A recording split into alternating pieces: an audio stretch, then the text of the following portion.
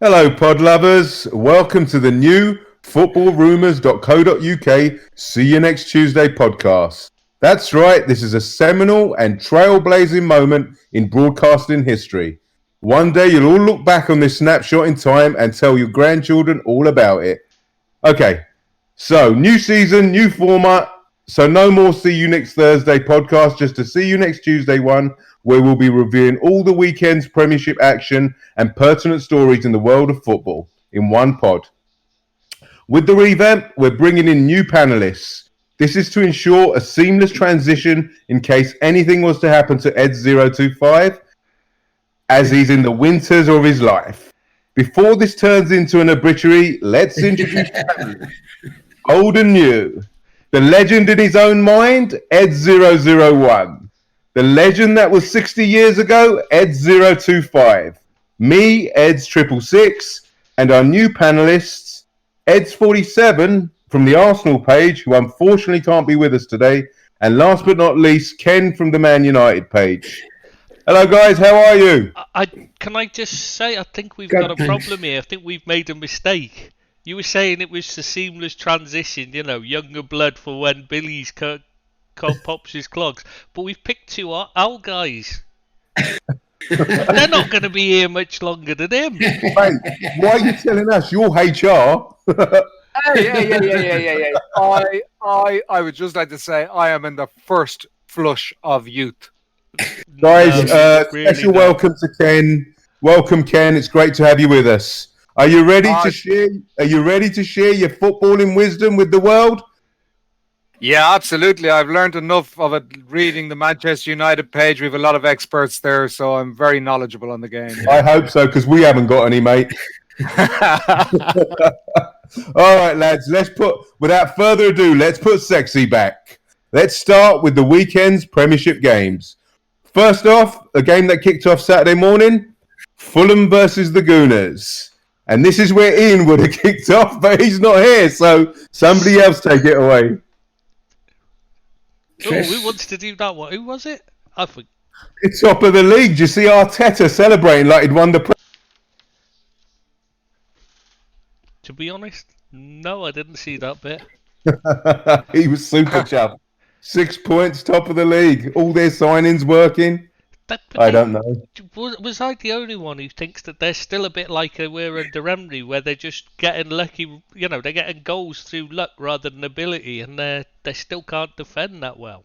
They are nowhere near the finished article. They need at least 3 or 4 more signings. I think Arteta's done really well since he's come in, personally. I think he's galvanised. Do you think? I think it's night and day from the Arsenal of sort of 18 months ago. I see a team that are playing for their manager. I see a team who seem to be enjoying their football to a large degree. There seems to be a good atmosphere around the camp. And okay, I agree with you. They're far from the finished article. They're not going to compete to win the league, but they are right up there. They're going to be a thorn in a lot of people's side this year, and I tipped them for top 4. No. Really? No. Top 4? Yeah. No, Yeah. not the chance. They'll Right, run out he's and they'll not going to drop down last the long. table. What gives you that impression, Ken? Why do you think they're going to beat the likes of, I don't know, who's your top 4? Let's decree that first. I think the top 2 are City and Liverpool. Oh, I think Billy's going to get upset here. You haven't mentioned Everton yet. It's obviously you meant. I do understand. Liverpool or I City. do understand. Everton are on a fantastic run of 1 game in a row, which is phenomenal. So I think that the first 2, and I genuinely think there's 3, 4, potentially 5 clubs vying for the other 2 positions. That's the way I see it. And I'd say they are Arsenal, Chelsea, United, maybe Spurs, maybe Everton. Spurs. Oh, I think Leicester have got a better chance than half of them you've mentioned, Ken. Yeah. Nah, Leicester. Say that, but yeah, I'm not having Leicester. Vardy just can't keep doing what he's been doing for the last few years, I don't think. So, Ken, by what you're musing. Do you think that it's a weakened Premiership with the best in terms of, apart from Liverpool, Man City, probably? Do you think it's a weakened Premiership as you have Arsenal in your top four? Because I don't think they're going to be any near top four, and I don't think that they're as strong as you say. But obviously, it's all about opinions, and I appreciate that. So, by virtue, do you think it's a weakened Premiership? I don't necessarily think it's weakened. I think the top two are as good and maybe even better than other Premiership sides over the last 20 years that have won it or come second. Right. I just think below that, I don't think there's any outstanding team. I think Chelsea have a lot of players to bed in, and that's not easy, particularly with a very inexperienced manager. I think United are far from the finished article. They've loads of talented players, but they don't have a team as far as I'm concerned. There just doesn't seem to be any sort of coherence in the way they play. Right. Tottenham, you'll get a typical Jose backs to the wall job, and he'll win enough points to do okay. And I think Arsenal are in the mix with those three. I think Wolves probably will be further down the table than they were last year, and I think Sheffield United potentially be a bottom six team. That's the way I see it. I appreciate that, mate. What is it about this Arsenal team that you think will get Champions League football next season? And I know that obviously you say that it's night and day compared to the Emery team, but what specifically? Why do you say that? I think there's goals in the team. Okay. Exactly, Ken. Exactly. I think there's under Emery, wasn't there? Yeah, but I also think Arteta's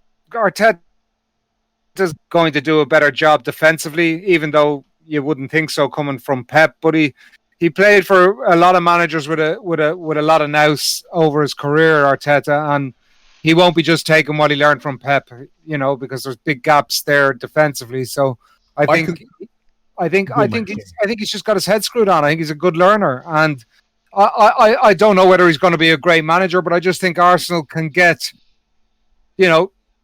12, 15 points more than they did last season, and that puts them right in the mix.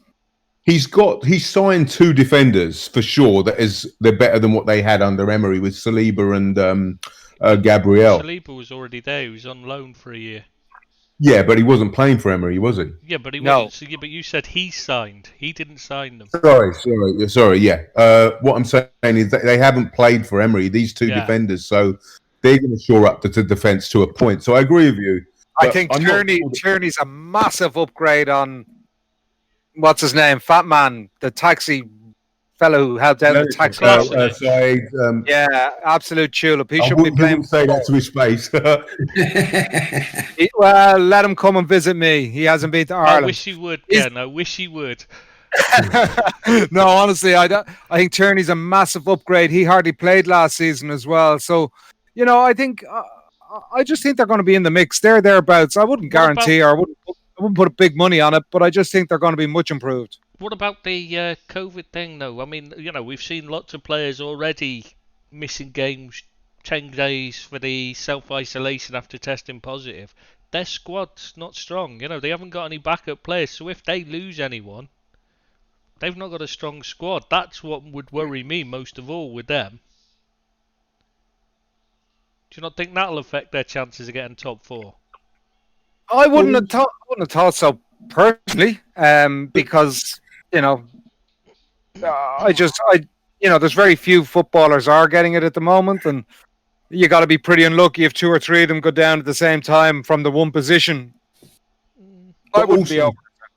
But also, lads, they haven't stopped purchasing yet. There's going to be another signing or two at Arsenal before October the 5th. So I think their squad's going to be a little bit deeper than it is now. I think they're a pretty strong squad. Sorry, I just need to take a moment. There's something wrong with my TV. It says Everton are 2-0 up. I think we need to stop while I have that sorted. It should be 8. They've been brilliant. I know they're on playing Fleetwood, but they're brilliant. Fleetwood Town, I was just right. Sorry. They've been brilliant. 3 games in a row. Jesus Christ, we'll never hear the end of it. The party won't stop, mate. The party won't stop. They'll have a parade Billy, when they get back.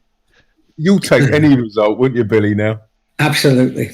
It's the first time they got 3 in a row since Paul Bracewell and Peter Reid were in midfield. For fuck's sake. Oh, language, sorry. This will be 4 in a row, actually. Oh, Yeah. Oh, yeah, because you're in the earlier rounds of that silly cup, aren't you? Yeah. It's only silly if you don't win it. Okay. Oh, you better believe it, mate. It's all about winning. All right, should we, guys? Should we talk about Fulham? It was their cannon fodder, though, right? They're going straight. They're in trouble. Does anybody else think that they're the? I'm not talking about the way they play. I'm talking about the actual what they're gonna do. They're possibly the worst team ever to play in the Premier League. They're abysmal. They just don't have any attacking threat at all. Any intent to attack most of the time. But up to the Mitrovic and hope for the best, really, isn't it? Yeah. Well, even that. I mean, mostly it's just passing it around in midfield for half an hour. They don't actually even try and pass forward most of the time. They're awful. I'm very poor at the back, aren't they? Oh, well, I mean, they gave a Doyen the contract. I mean, the man's one of the worst players I've ever seen. I wouldn't pick him for a Sunday League side. And that Hector is just a headless chicken. I never understood. Signed a good keeper. They signed a good keeper, but I don't think it'll be enough. He's all right.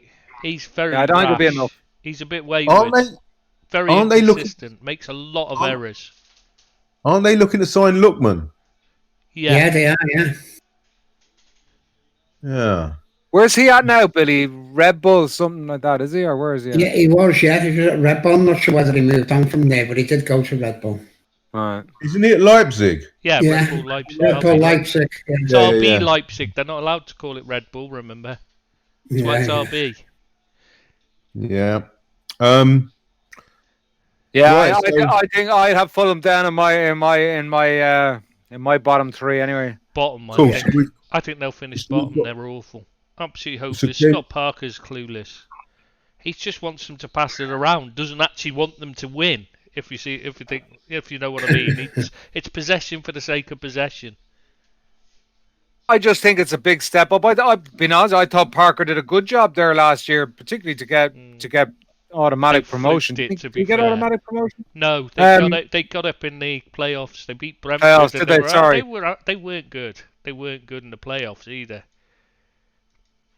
So, do you think he'll lose his job before the end of the season, or think it'll? They'll keep him. Right. I don't think he's got the money to upgrade, to be honest with you. It's one of my pet hates anyway. Managers who bring clubs up getting fired 6 months later. They're nicey Fulham. He suits them because he plays nicey football. Do you know that would be a fantastic club for somebody to buy? It's in a very impressive part of London. Was somebody car? Yeah. If I had my way, I'd buy it, break it up, sell the land, and build apartments. Yeah, I don't think many people have missed them. They're not exactly a big fan base, have they? Who is it that supports them? That Keith Allen or whatever his name. Yeah, the Keith Allen, the actor. No, did some American dude not buy it? Shahid Khan owns them, doesn't he? Shahid Khan. Yeah, Shahid Khan. That's it. I couldn't remember his. Yeah. He owns a football team. He owns a Jacksonville. And he tried Jacksonville to buy Wembley. Jaguars. Yeah, he was the guy that tried to buy Wembley. Yeah, he's a fantastic owner. The Jaguars fans love him. Yeah, they won a Super Bowl, did they not? Or they got to the final anyway. I can't remember, mate. I don't remember. No, yeah. No idea. All right, so to a final. Yeah, so no, sell it, mate. Sell it. It's never been the same since Al Fayed left. Sell it. I remember watching Liverpool Fulham at the Fulham ground a few years ago, and Benny Youn scored in the last 2 minutes. I think 2 minutes into injury time or something. For about an hour we stayed behind singing, "We're going to win the league. Now you're going to believe us." That was an incredible atmosphere that day. Must have been 30 years ago then. It was a long time ago. It was just they got it wrong. They didn't. No, they just got it they got it wrong as usual. Yeah, every year's our year. Can you know that? No, that's our turn. That's our saying now. I must say, Ken, and I mean this with the greatest respect, I love the fact that you guys are crap now, because you guys made my teens, early 20s miserable. And I'm just my ass. It means his 30s and 40s and 50s. It's just a joy to see you languishing. I was the same. I grew up in school, like every year you go in and once every few years you win an FA Cup, but you had like Liverpool fans and they drive you fucking mental. Didn't hear anything from them. You know, once the back pass rule changed, Hansen had to retire. Everything changed. They couldn't pass the ball back to the keeper 75 times during a game, so they started losing championships. And they won one last year. To be honest with you, I have a lot of Liverpool fans who've been waiting a long time for it, and you can't begrudge it. You can't begrudge it to them as much as I don't like Liverpool. I don't, mate. I don't. Honest God, I don't. To be honest with you, the worst fans are the ones who are sort of the 25 to 30-year-olds who actually really don't know anything about Liverpool, about their history or anything like that. They're the ones who I find it difficult to listen to. But the older guys, and I have a lot of friends who are Liverpool fans. You know, you can't begrudge them. They waited long enough. Hey Ken, have you got any spare friends going? Because Tristan needs some. No, I don't want friends. They're too much like effort. They expect you to talk to them and everything. You know, it's not right. All right, guys. Should we move on to Crystal Palace and Southampton? Yeah, mid-table obscurity for the rest of the season for those two, I'm afraid. Crystal Palace, Southampton. Don't you mean Crystal Palace, Man United? Sorry, Crystal Palace, Man United. My mistake. It's difficult. Southampton, Man United, they're a similar sort of level. So, yeah, it's easy mistake to make. Somebody's awake. Yeah. Can I just say you got the first one wrong as well? Leeds played Fulham last week. Oh, yeah. That's why I couldn't figure out what to tell me. Oh, for God's sake. You were supposed to have done your research and set this all up, you know. I don't know why Billy waited an hour. That's quick for Billy. He's only just figured it out. Look at the fixture when they play. Oh, that is hilarious. I was hoping it was. I was hoping it was Southampton that played Crystal Palace. We get better at this, don't we? More professional every week. All right, let's start. I'll tell you what. Just erase everything. So we were Arsenal playing anyway. Oh, that is hilarious. West Ham. Oh, right. Oh, yeah, it's similar sort of result. West Ham were woeful, weren't they, for most of the game, and then they improved. Are you looking at next week's fixtures? Fuck. Oh, my God. All right, that is hilarious. I'm not lasting long either. All right, let's go. Everton, West Brom, 5-2. Take it away, Billy. It was a good result for Everton, better than how they started off, really. West Brom were very attractive in the first half, and the sending off made a big difference to them. And to be honest with you, they gave us a good game, but in the end, Everton were too strong for them. I was going to say, what did you think of Beach's sending off? Seems a bit harsh to me. He was stupid, Gibbs. I get the Gibbs one. I was talking about Bilic's one. Oh, Bilic's one. Yeah, he come onto the pitch, and you're not allowed to come on the pitch. He's admitted that he was wrong, and he got an £8,000 fine today. But he was ranting on, and if you've seen the instant that got the lad sent off, it was a clear send off. He wasn't on about that. He was on about another, about a foul in the build up to your first goal. Oh, right, I thought it was all the same. But he's never never got abusive. He just kept saying to have a look at why didn't you have a look at this on the on the VAR? Why didn't you look at the foul? That's what he I was actually saying to felt him. If you want to kill us, kill us. That was what he was saying. He wasn't saying He shouldn't have been there. He shouldn't have been on the pitch. Good luck to him. Send him off. But the thing is, Ken, I feel a bit sorry for yellow Bilic card, mate.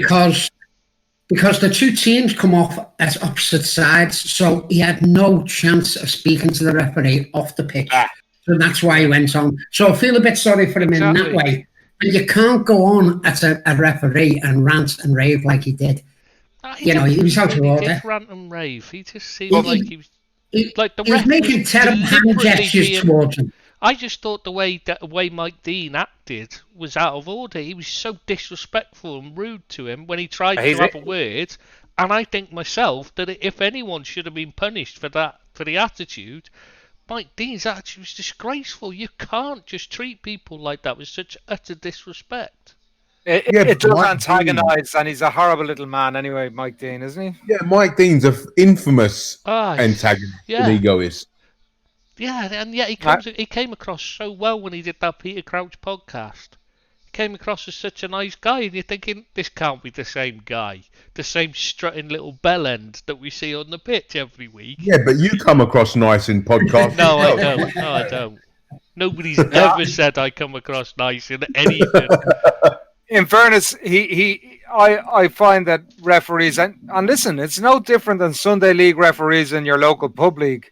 Some will be antagonistic and they will treat you with disrespect, and that's what makes the abuse of them even worse, because people feel they're not being listened to. So yeah, I have a degree of sympathy for anyone who tries to talk to the likes of Mike Dean when he got that game head on him. You're just better off walking away, and Bilic should know that, but he just saw red. The red mist was down, and there was no one going to stop him saying what he wanted to say. And he'll take an £8,000 fine, which is probably about 2 hours work for him, and everything's good, Billy, I know we take the piss and everything, right? But from an Everton fan, how does it feel? It seems like this is a fresh new chapter, a new beginning, and you're actually going places. I know it's only 2 or 3 games into the season. Well, obviously you're playing today as well in the Carabao Cup, but it just seems like it's different. There's a breath of fresh air kind of thing. There's been a massive difference at the club in the mentality that Carlo Ancelotti's brought in. What he's done is he's galvanised the team by the new signings, and the other lads have picked up on that. And we look more like a team, like a balanced unit, which we never did look like for over 2 years. And he's really galvanised the squad, and he's brought in 3 really good players for us, and he's made a massive difference. And everyone's up for the game.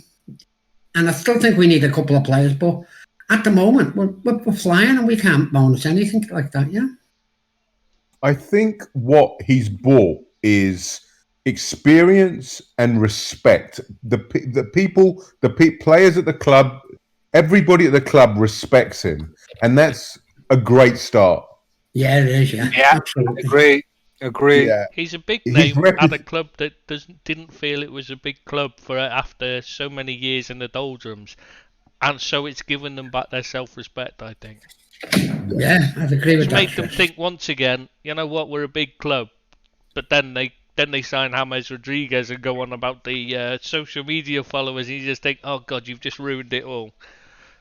No, there's nothing wrong with having social media and it's getting the way revenue. They referred to it when they signed him. It's like, that shouldn't be even mentioned. You don't it's care just higher than the profile of the club.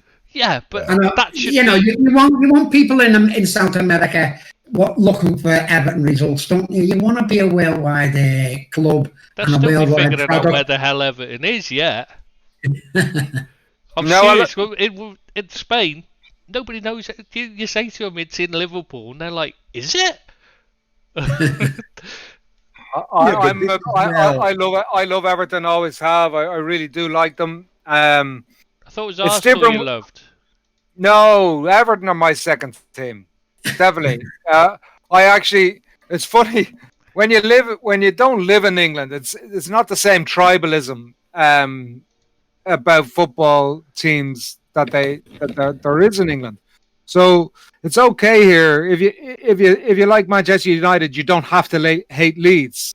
You know, Really? it's whereas if you're in Manchester, you nearly like you have to. You know, there's a lot more history there than than we'd have here about Yorkshire, Lancashire, all that sort of stuff. So yeah, it's weird. Everton would be a team I sort of like. Always look out for the results. Really, I always felt it was a good club. Always had good relations with United, or most of the time, good relations with United, and it's good to see them doing well. And I always want them to be the best team in Liverpool. Unfortunately, they're just not at the moment, but hopefully they will be again soon. Anything to add about West Brom, Ken? Guys? They're out of their depth, aren't they? Yeah, they'll be cannon fodder. I don't know. I think they may they'd be sort of hovering around the bottom all season. But do you not think the signing of Ivanovic is a mistake? Oh, listen. What, the ex-Chelsea player? Yeah. 36 years old. He was past it when he left Chelsea. I couldn't believe it, mate. I absolutely couldn't believe it. But you don't know. I think they're going to be there. I just have a feeling that there'll be somebody like a Sheffield United or somebody who'll just drop like a stone as well. I don't think. If they wanted to sign experience, they could have gone for Billy Ivanovic. Oh my God! Jesus, if they wanted to sign experience, they'd have been better off playing Bilic than Ivanovic, their manager. You know. I don't know. He smokes heavily. He probably struggles now. Probably. He plays the guitar really well. Does he? Better than he played football anyway. He was a good. I thought he was a decent player. It was just that I just couldn't forgive him for the holding his face in the World Cup. Yeah. Do you remember that? Yeah, I do. Billy, I'm glad your team. Go on, mate. Sorry. No, go on. Sorry, I was just saying that was embarrassing. I was just going to congratulate Billy and let him bask in his glory for a few more weeks, because it's not going to last long. So enjoy it while it lasts, Billy. You don't know how long it's going to last, David. They're chasing down the top three this season. It is, isn't it, Bill? It's top three, not top two, isn't it? Well, I think we're going to take points off a lot of teams, and I'm not going to forecast where we're going to finish. But I think we'll do okay. I reckon Everton are going to finish first and second.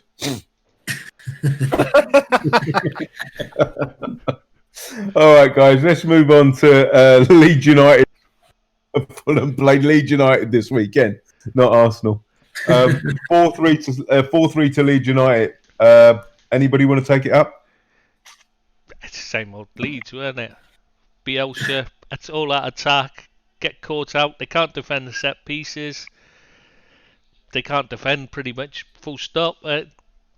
This is going to be a constant theme. It's going to be they're going to have to outscore teams to win, and I can't see them keeping it up for long.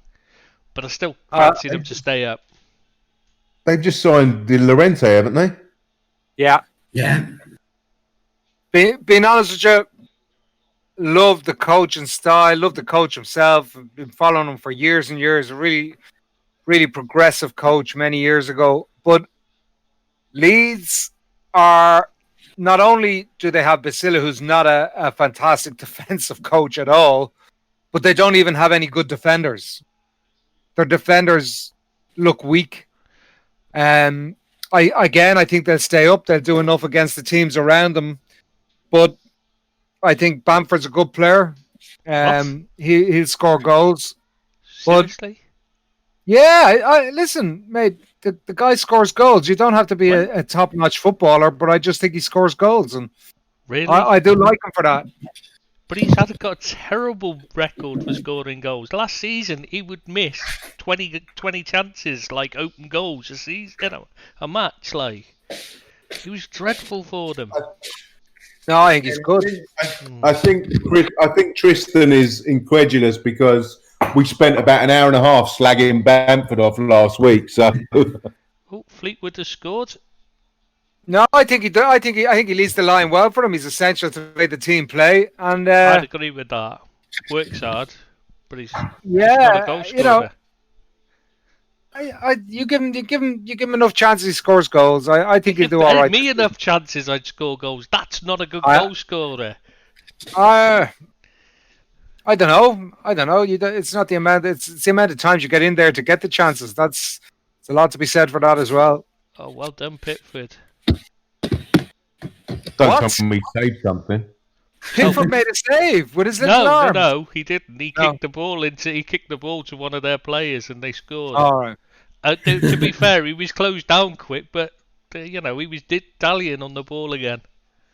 Being honest with you, I think he's a weak link in that Everton team. Oh, big star, and that's why I don't see them finishing at as high as they should do because of him. Yeah, it's a point. What's your reserve keeper like, Billy? We've got a couple. We've got Lossell, who's injured at the moment. Oh, he's awful, him. Yeah, he's an awful keeper. But we just did this with Lossell. Oh, don't know. I didn't know that. Yeah, and we've got Virginia, who come in on the Salford game last week, and he's a young lad. He's 20, and we're just giving him a 4-year deal. So they must think a bit about him. But we are short in that department. That's for sure. You should have come in for Romero. I swear to God, he's a really good. He's been a really good servant at United. I was hoping for him, Ken, to be honest with you. Yeah, decent keeper, mate. Really decent keeper, and for the right money, I think you pick him up for probably $5 million or something like that. Ooh, wow, that's a decent price. Yeah, I like him. So, guys, we think that we've talked about Fulham earlier at the wrong time, but we think they're going down, correct? Yeah, they're going down. Them and West Brom, I think, are nailed on. It's just who else goes with them. Cool. All right, guy. All right, man. Ken, this is your moment. Man United 1, Crystal Palace 3. Take it away, fella. Yes. Manchester United 1, Crystal Palace 3. That's about all I have to say. Remember. No swearing. I tell you, listen, for anyone that reads my views on the site, I wouldn't be an Ollie fan. Loved him as a player, but I just don't think he's cut out to be manager of Manchester United. He's the team was. It's the most unprofessional performance I've seen from a Manchester United team in my 45 or whatever it is now, 46 years supporting them. I just felt they were completely ill-prepared. I felt the manager picked the wrong side. They have absolutely no coherence as a team. There's no particular style. One week they're playing counter-attack. Other week they're trying to tippy-tap around midfield, passing it sideways across the back four. I'm just not sure. I can't quite put my finger on exactly why it was as bad as it was. But look, it's the first game. You know, they're only going to get better from here on in, you would think. They will be a little bit sharper, a little bit fitter. They didn't have a great preseason. I'm not using that as an excuse because you saw what Manchester City did the following day and they had no preseason. So I just think they're badly prepared. I don't blame Ollie on his own. There's 3 coaches there in Carrick, McKenna, and Phelan.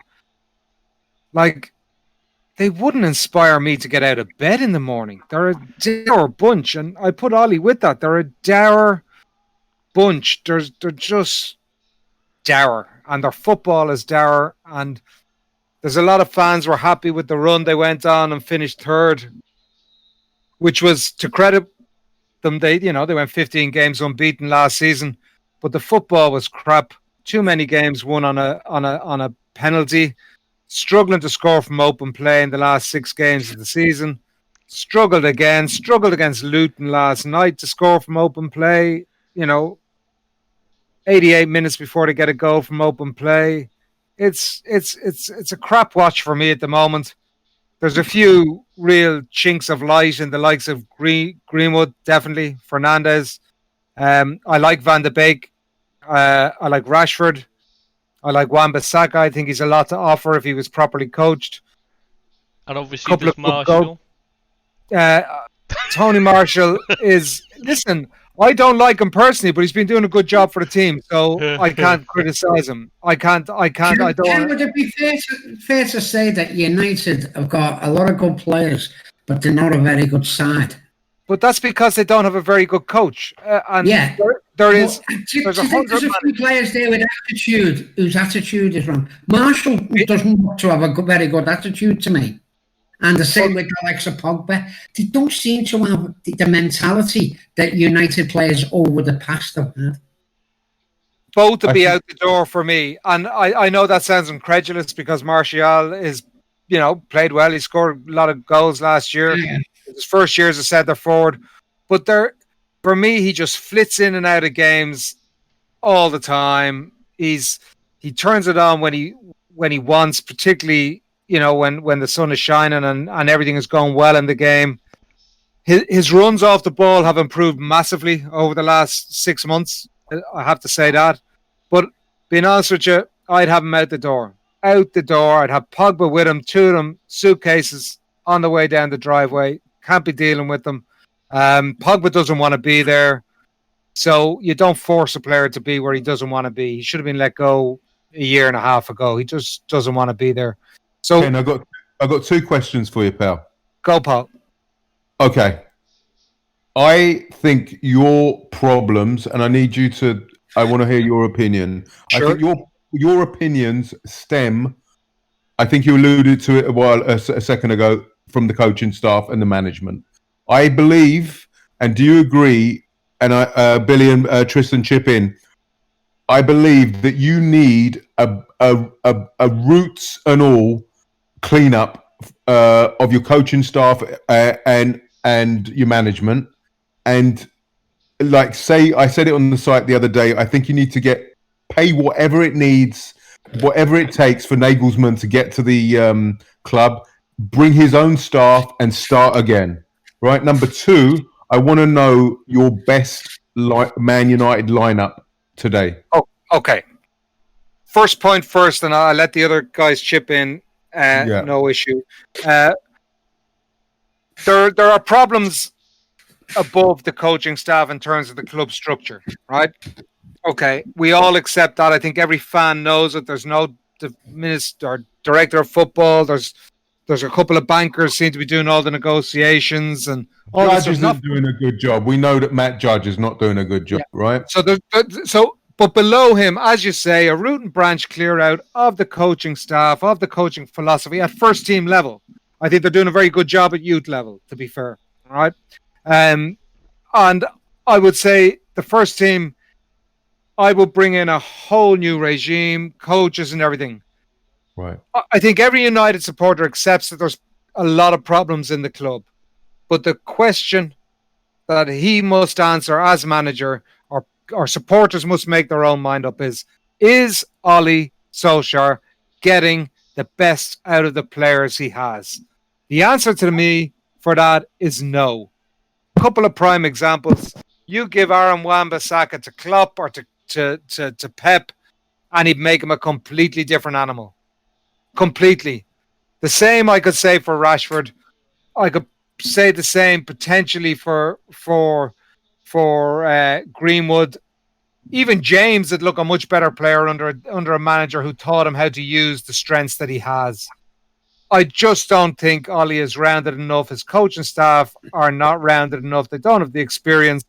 I always make the comparison.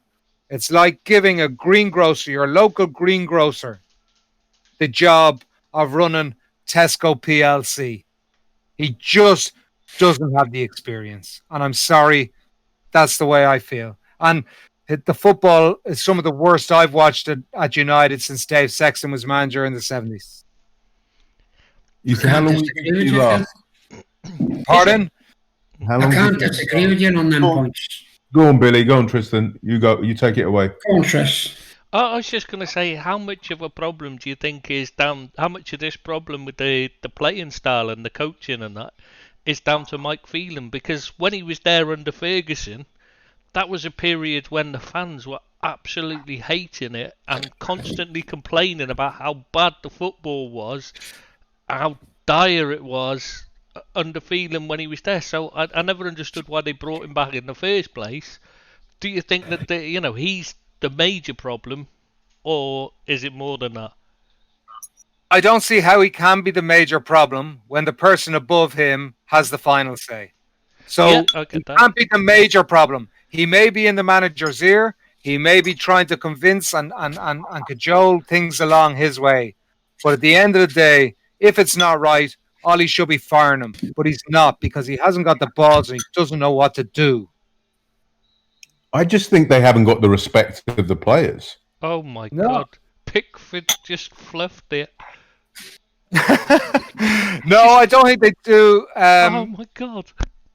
It's a hard one. It's a hard one. Sure, look, all Manchester United, and it's very divided. You know, there's people who think Ollie should be given more time, but then I'm listening, I'm reading people writing, he may not be the right man, but you know, he doesn't deserve to be fired. If he's not the right man, he fucking does deserve to be fired. Ken, do you know Yeah. what part of the problem is, Ken? It's these old Man United players that are sticking up for Ollie because they're mates with him. That's the issue, because it's like Rio Ferdinand, the Neville, sticking up for him at the wheel. Exactly. Absolutely agree. Couldn't agree with you more, mate. They turned on Van Gaal, they turned on Mourinho, they turned on Moyes, but they haven't turned on Ollie because they have this sort of, you know, and he was their teammate. They're buddies. You know, who's gonna slag him off? If you know, they're gonna give him every chance he's got. But for me, he limped through last season. He was 1 or 2 games away from the sack 3 or 4 times, and he limped through. To be honest, they did come third, but there's context in that. We were nearer relegation than we were the top spot in terms of points, and that is a damning indictment. It's a damning indictment. It just is. You know, and I still don't see any style of play. Didn't he get the same points total as the previous season as well? Pretty much. He did. I think it was a point or so in it. But listen, I don't see any improvement. The only player that I can honestly say that has improved in the last 18 months at United, potentially you could say maybe Fred. He's gone from being absolutely crap to just being crap. and Martial has improved, right? Other than that, I can't give him any credit for Greenwood. I've been watching that kid banging goals for the last 2 or 3 years at reserve level. He's just a born natural. He's one good kid. Listen, you won't like this when I say this, Tris. I don't think you will, but he's the nearest thing I've seen to a Robbie Fowler type finisher. Who? Greenwood. Greenwood. I thought you were talking about. Sorry, I thought you were talking about Rashford because he said about good lad. That was what confused me. That was what I thought. No, I'd agree with you. Greenwood's very. Apart from the fact he's 2-footed, Fowler was very one. Yeah, Fowler was very left-footed. Yeah, but I totally agree with that. Listen, I watched the reserve game there, was about 18 months ago. He stood up, he stuck a free kick in the top corner with his right foot. He stood up 20 minutes later, he stuck a free kick in the top corner with his left foot. The guy has got it all. You can see his physique is coming along. So he's my big hope to get Martial out of the team as a centre forward, because Greenwood is a born centre forward. Absolutely born to play there. And he's very young, and I think that's one job Ollie has done. He's cajoled him into the team. He hasn't overplayed him to a large extent. He's been patient with him. He's playing out of position on the right wing. He's no more a right winger than I am. He's just not a right winger. He's a centre forward all day long, and he's gonna be England centre forward for a long time, I feel. Couple of bad bits of press in the summer. Nothing I'd be too concerned about. Yeah. What are you saying, Billy? Sorry? I'm saying he's just a kid, isn't he? Misguided there, but he is just a kid, isn't he? But he does. You've got to forgive him a couple of indiscretions. Do you not think that like the problem there was that there was nobody guiding? I mean, they're supposed to be in lockdown. There's in England, there should be enough staff there to make sure they should be putting these kids with experienced pros, not with I can't believe the kid. two of them. Fucking You're right, Chris. You're totally right. Two kids in a has room to together. take responsibility for an absolute mess he's making, and not blame the kids and throw them out, because that's what he's basically done. He's thrown them out on the heap when he should be guiding them and looking after these kids on their debut. They're excited. Of course they're going to be celebrating. That's why you put them with somebody experienced who says, look, you haven't done anything yet. You've only made your debut. It's nothing special. Calm down until you've done, until you start actually winning trophies. Calm it, like. Yeah. Gareth Southgate throws everybody under the bus. I don't understand it. Well, because he can't accept responsibility himself because he's crap. Yeah, I wouldn't be a big fan. I wouldn't be a big fan of Southgate's, but yeah. So that's where I stand on United so far. I think they'll get a lot better. They're going to compete for the top 4 positions, whether Ollie stays or goes. But for me, that's not good enough. Rip it up and start again. Yeah, but I mean, you only do that so many times, but you gotta do it when it's wrong, and it's just wrong. That's the way I see it. I appreciate others see it differently. But I just don't see it that way. And my best United 11 at the moment, to answer your question. Yep. I'm torn on the keeper. All right, I'm torn on the keeper. I'd probably just plump for Henderson at the moment. I'd take the guy out of the firing line. Let him stew a little bit, and if he has the balls to bite back and get his form back, well then, fair play to him. But I think he needs to be left stew for a little bit and take him out of the firing line. Wan-Bissaka, Shaw until we get a new left back. Bailly and Maguire for me is the best pair we have. I don't know enough about Tuanzebe, and I don't know enough about Menji. I know enough about Lindelof to know that he shouldn't be in the team. I think Bailly is potentially a quicker partner to try and cover Maguire when he's treading water. Midfield 3, Matic, Van de Beek and Fernandes. The right side at the moment, it has to be Greenwood. Left side, Rashford, and up front, Martial. That's my best 11 at the moment, and I don't even like having Martial in the team. I don't even like him being in the stadium. I just don't like him. Let's talk about the game a little bit now, because I felt Crystal Palace guys deserved everything they got. They deserved 3 points. Big time. Yeah. There's a simple rule I would say for any coach who coaches kids or anything. In order to win the right to win the game of football, you've got to win the battle first. And if you don't do that, you don't get the opportunity to play your football and win the game. And they didn't. They won the battle. They won every battle, every individual battle. They played. They were that bit sharper. To be fair, they'd had a couple of games under their belt, and they just battered us. But there was complete submission, like so often on all Solskjaer's teams. Safety first, submissive football. And if one of his players pulls a worldie and does something great, then we might get out of jail. But nah, the Palace got what they earned. It's got to be said, Palace play better away from home as well. They're a classic counter-attacking team. Yeah, IU can be a little handful up there, and Zaha's obviously a handful. They have a couple of really good.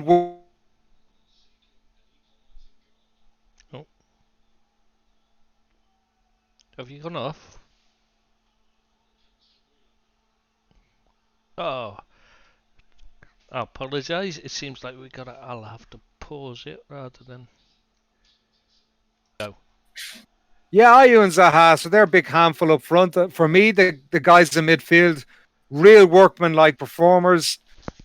And a team like Palace, when you have everyone pulling in the right direction and everyone up for the match, they can produce results. It's when one Palace player has an off day that the whole team can drop, because they can't afford one player to be below their best. Where in a Liverpool or or a Man City, you can have 2 or 3 players playing below their best, and they still have enough to win. Palace need everybody at it 100%. They were last week, and being honest with you, Roy's done a good job there for my money. I know he's not everyone's cup of tea. He's certainly not my cup of tea, but he's done a decent job at Palace. I think I'm going to take you away from your misery now and move on to them, because I think you're going to combust in a minute, Ken, if you have any more pathos about Man United. It's him trying to restrain from swearing that's the best bit.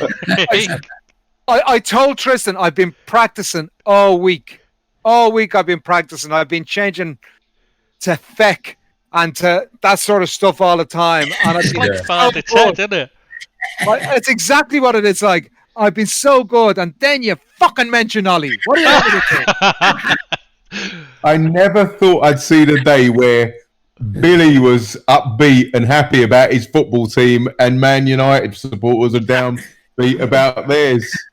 I'm actually not downbeat, because when you lose, you lose. You just move on. For me, it's a hobby. I don't take anything to heart. You know, I know plenty of supporters of loads of clubs. And when their team lose, they're fucking in the doldrums. I'm going to have to put a wall in out before this. Sorry. Oh, shit. Sorry. Got Tourette's.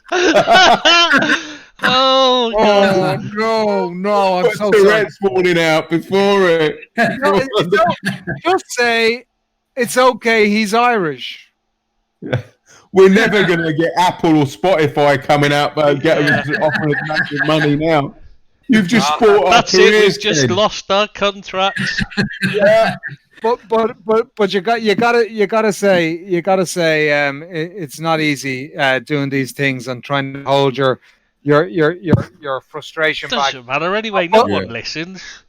Yeah, I know. Seriously, apart from your family might listen to the first one you're on. No, Adam, MK Scouser from the Liverpool page. He told me he's going to listen to this one. Why hasn't he been listening to him anyway, the miserable get? He's all right. Adam's a good lad, you know? Yeah. All right, it's time to take you out of the firing line, Ken. Let's go on. Let's move on to Arsenal and West Ham. We've already done Arsenal. Let's do West Ham. Billy? Typical West Ham one. They flatter to deceive every week, and that's the Moyes factor for me. The Moyes, The Moyes, yeah. His teams are so dour. I know they did play some decent stuff, and they give Arsenal a good game, actually. But he's so negative as a manager that I don't want them to win, because his football is all about sideways passing and backward passing. And I was just made up to get rid of him at Everton, to be honest with you. I texted. Go on, mate. Go on. I was just saying, thanks, Billy. You did get rid of him out of Everton. You got him to United. Thanks a lot for that. I enjoyed that, his spell at United. He was good. It was like actually living in the Twilight Zone for 9 months. Zaha enjoyed that spell at Man United as well, with Moyes' spell. Yeah. Don't try and drag this conversation into the gutter. There's no. If we were trying to drag it into the gutter, we'd have mentioned you getting stuck with Fellaini. I think he was going another direction, Tristan. Yeah, I know what you're talking about, but you know what I'm not talking about. I'm no Patrice ever, you know. Yeah, but thank God for that, because I don't need him on here. I like Patrice. I just couldn't take to a guy that admits racially abusing someone to get them to respond with racial abuse, yet didn't get punished as well. That's the bit. Let's not open that can of worms up. Saying. Yeah. But back to the game, the Arsenal-West Ham game. I remember texting Tristan during the game and saying that Souček is way too good for West Ham. Yeah. He's Tidy, isn't he? Player. Yeah, he's going to be. Somebody's going to come in for him with big money, and he's a baller. That one. Bought him. I don't think he'll stay long. He's too good for him. He looks tidy, but I a little bit like Rodriguez. Billy, don't be jumping down my neck. I would just like to see these fellas settle in and play in 3, 4, 5, 6 months when they've had the legs kicked off them. Yeah.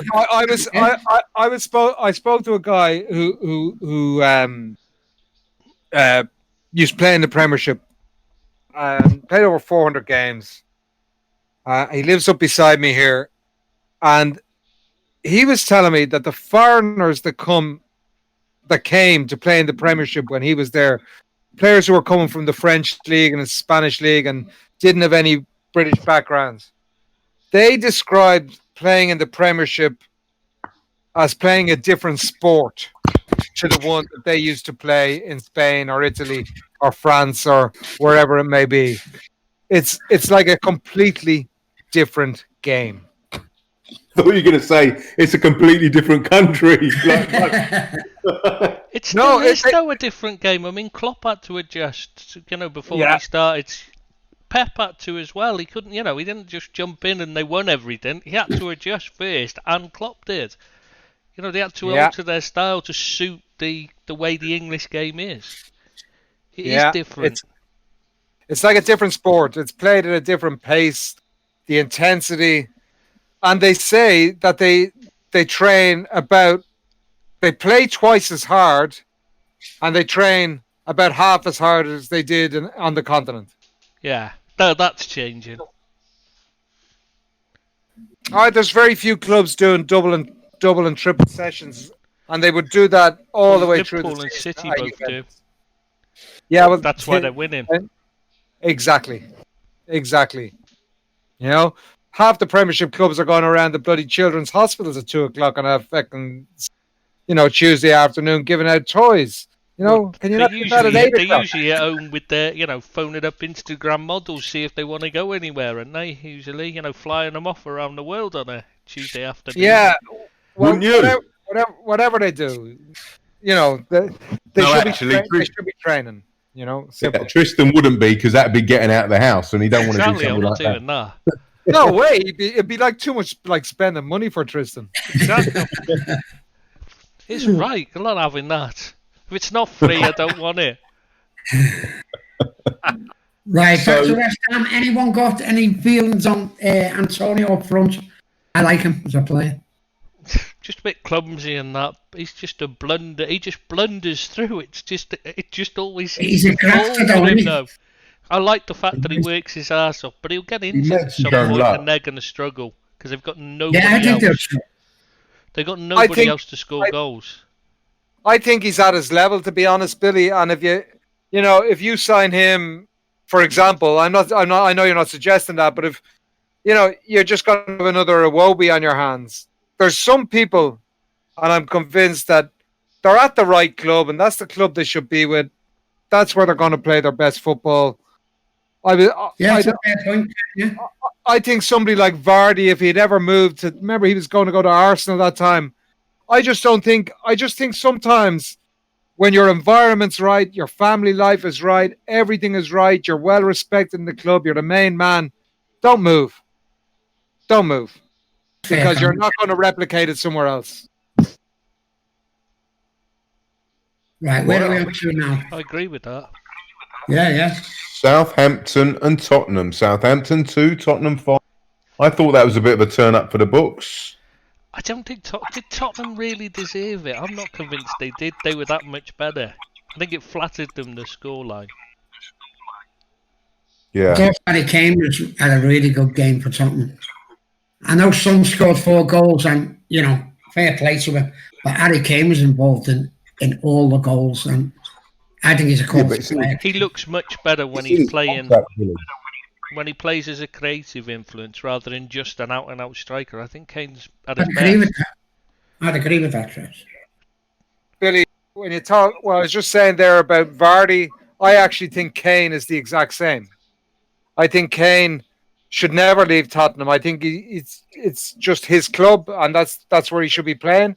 I think he has the skill set, though, Ken. I think he's that good of a player. He could be brilliant anywhere. I think his skill. I'm not so sure. Yeah. No, but it's just a feeling I have. Do you know what I mean? Like, you know, I go back as far as, I don't know, the Gary Birtles and the Alan Brazils who were banging in goals for their clubs, and Yeah. you know, The Man sometimes. United, right? Yeah. But sometimes a club is just right for you and it suits you, and I just think Kane is perfectly at home there. But The one thing player with I would, Kane, though, Ken, right, if I can just come in here. The thing with Kane is he going to be happy with the Mourinho philosophy of football?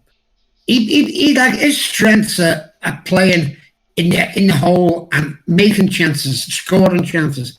I don't think Mourinho sets his teams up to suit Harry Kane. And if Harry Kane isn't happy, he won't be scoring goals. And I think he needs to move away. I agree, Billy. a bit like Drogba. Sorry, mate. Pardon? Is he not a bit like Drogba? I think he's better than Drogba. I like Drogba, don't get me wrong, but I think Harry Kane's the full package. A lot of centre forwards have played really well for Mourinho. Yeah, I think he does well with centre forwards as well. I'm with you on this one, Ken. I think Mourinho will be brilliant for Harry Kane. He won't tolerate the Dele Allis of this world, but he will tolerate a Keane, and he'll make Keane or Kane feel like the most special man in London. Do you know? And I just don't know whether Jose has that in him anymore. But that's what I'm saying. I think he's changed. I think when Drogba was there, his style of football was different to what it is now. Do you not think the problem is that Kane wants to win things and it's not going to happen at Spurs? Yeah, I can see that. Very few clubs can afford him. So, being honest with you, I don't see Kane going to Real Madrid or anywhere like that. If he goes to Chelsea or he goes to United. That'd be the way I'd see it. But I think I take Son before him all day, every day, and twice on Sunday. I love him. I think he's brilliant. Going back to Mourinho, I think we've got an out-of-date Mourinho. Mourinho in his pomp would have done absolute wonders with Kane. A Mourinho now, I'm not so sure. I'm right. I think he's totally spot on there. I bet. Yeah, it's hard to argue against that, mate. It's hard to argue against it. I'm not a huge Jose fan. Never was before he came to United. When he came to United, I think he got a really raw deal at United. But I don't think his behaviour helped him. And he didn't want to be there, did he? And he made it clear. So yeah, absolutely, he didn't want to be there. Being honest with you, he should have walked out and resigned the day the transfer window closed and they didn't sell Pogba, because his position had become untenable from then on, because the board chose Pogba over Mourinho, and it's obvious why he didn't resign, because he'd 15 or 20 million quid, on the hook. Yeah, so he decided. It's not like he can afford to give it up, like, you know what I mean? Why would you? I don't care. Joking, mate. Mate. We spoke about that, Trish. Yeah. It doesn't matter what you can afford. You'll take what you can exactly. get. And as a result, I think he treated the club with contempt after that. But I don't blame him. He should have resigned the day he wasn't backed. Simple as that. That's fair comment. Did anybody see that All or Nothing program, Amazon Prime, about Tottenham? What's Flying the Wall documentary? No, I haven't seen it, mate. I've seen snippets in the papers and online and stuff, but no, I didn't see it. It's worth a watch just because it's a Premiership football club, and they're known to us. But what shined in that program was it smacked me in the face is Harry Kane is not a captain.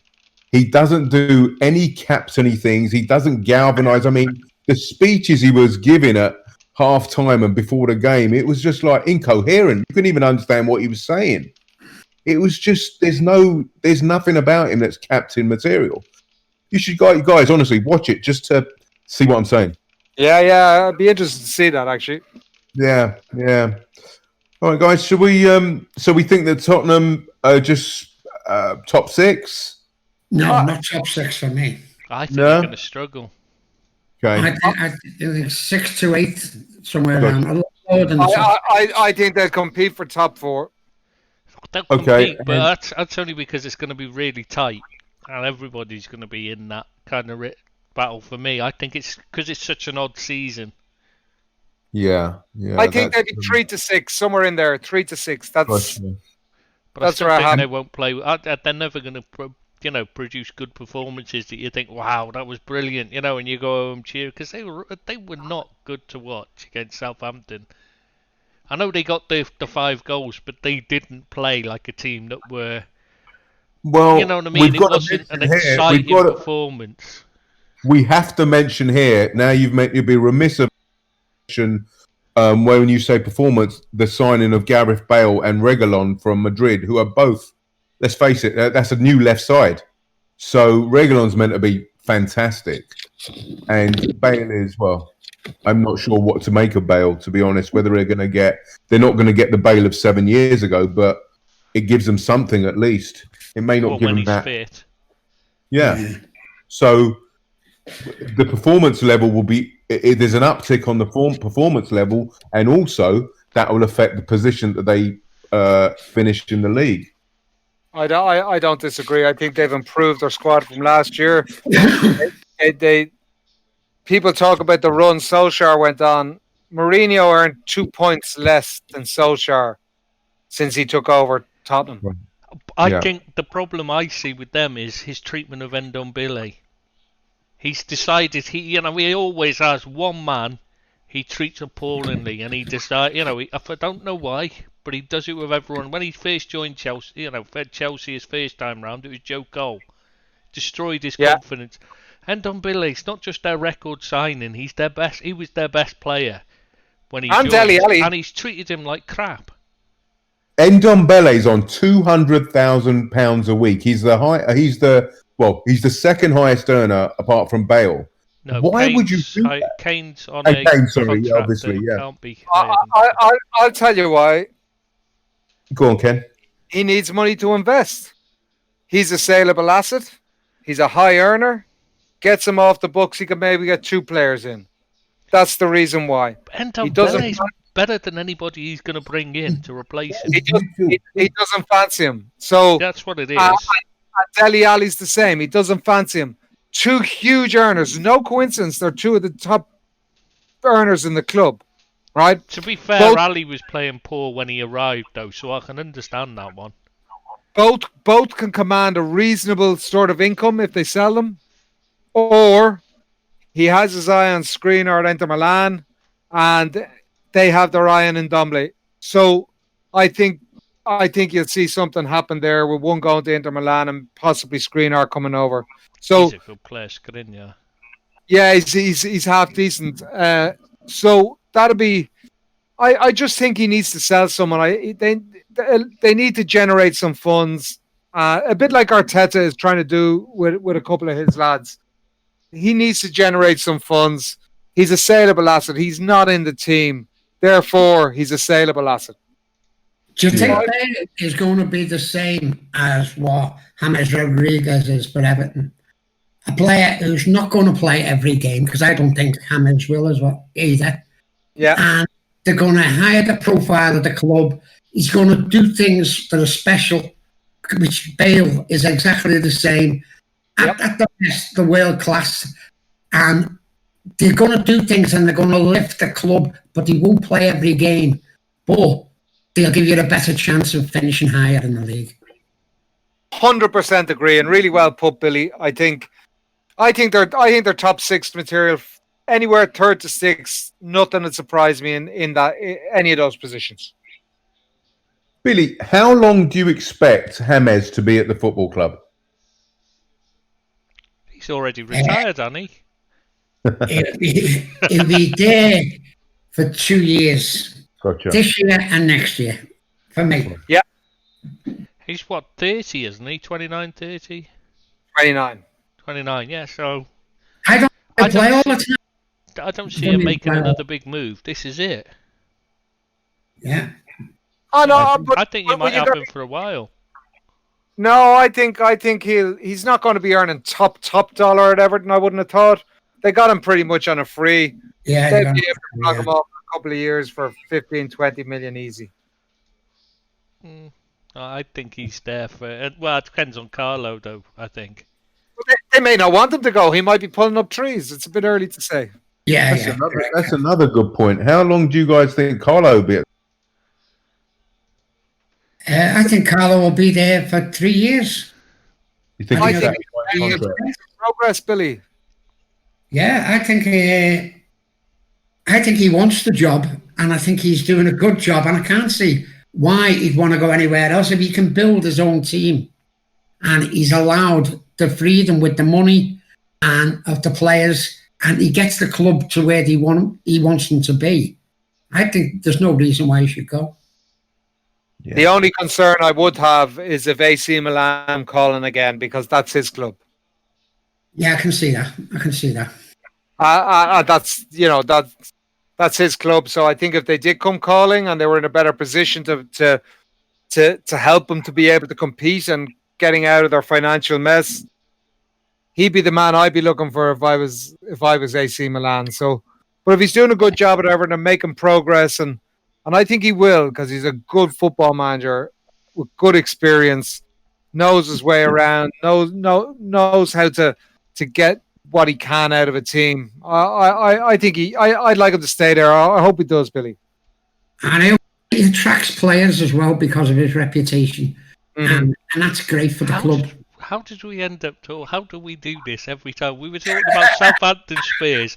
We haven't mentioned Southampton once, but somehow we've spent 20 minutes talking about Everton. Okay, Billy. Let's get on to Southampton then. Danny Ings can't stop scoring. He's the man at the moment, isn't he? Yeah, you're right, mate. Yeah, for sure. I just feel sorry for them. They just seem like their defenders had an absolute, just fell to pieces, and they can't get away with it like some teams can. They've got a few bad players in there, haven't they? That's the problem. The few poor defenders, and I look at Southampton. I think to myself, they'll score goals. They have a couple of decent players. I like Ward-Prowse, but defensively, they seem to be all over the shop. Yeah, I'd agree with that, Ken. I like their manager though. I like their coach. They're not fully fit, and they need to be fit, I think, to play the style he wants to play.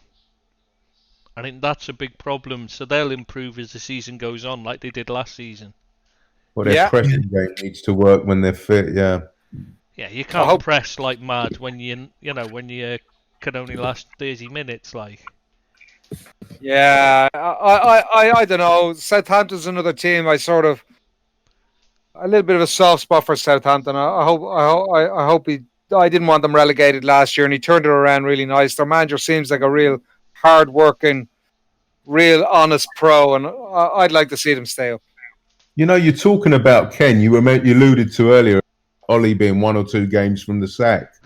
They would have been well within their rights to sack the Southampton manager when he lost about 20-0 to Leicester. Yeah, and I thought he was going to get the sack after that game, but they stuck by him, and good for them. He turned it around. Really did turn it around. Well, sometimes I suppose when you're, it's easy for us here chatting about Ollie or chatting about whoever and saying they should lose their job, this, that, the other, whatever. Sometimes when you're inside a club and the decision makers, they see what's going on. And obviously they felt that there was enough going on that result was not going to be, what's going to be happening in 3 or 6 months' time. And Southampton, believe it or not, are a club that I think are reasonably well run, given the financial situation and the finances they can generate. Oh, the Swiss guys have got money. The Swiss people have got money that backing them for sure. No, the dad died and left it to the kids. The daughter took over. Yeah, but right? Didn't the daughter take over? Yeah, but there's a bit of a split in the family, and that's why they're not going to be able to spend much because of the split between the family. No, but they're stable though. They don't need to sell. Yeah. No. Existing on what they can generate is what I mean. They're not sustenance. Get much Self-sustenance. Yeah. But they're a pretty well-run club. They'll get their big sale every 2 or 3 years, and that'll be enough to sustain them. And a nice tidy. It always sort of struck me a little bit. I don't like Delia, but a little bit like a Norwich or an Ipswich, sort of a local family orientated club. It's just a club I like. Yeah, I'd agree with that. They did. I thought we were the ones that got. I thought Liverpool were the ones that got the great deal when we sold Ings for 18 million. They're the ones that got the bargain of the century. Oh, I love Dings. He's great. Yeah, I actually thought he would have. He was very unlucky with injuries. Yeah. That's the thing, is injury worries, yeah. He had, He had two ACL injuries. You can't do anything about that. No, top little player though, and you know, again, if I'm him, what age is he now? I've no idea. What age is Ings now? 26, isn't he? 27. Is I he mean, 28 even? It might be. But he's got his money made now. You know, I if I was him, I wouldn't be rushing to a club. Somebody like Arsenal, I certainly wouldn't be rushing to. You know, Southampton's his team that he supports, so I don't think he wants to go anywhere. Well, I'm glad. He's already rejected Spurs. Well, who wants to be? Oh, yeah. Why would he want to be a sub? You know, Yeah, it's exactly. obvious he's going to play behind Kane. You know, so no, he's done the right. Because he left Liverpool for the same thing, really. Yeah.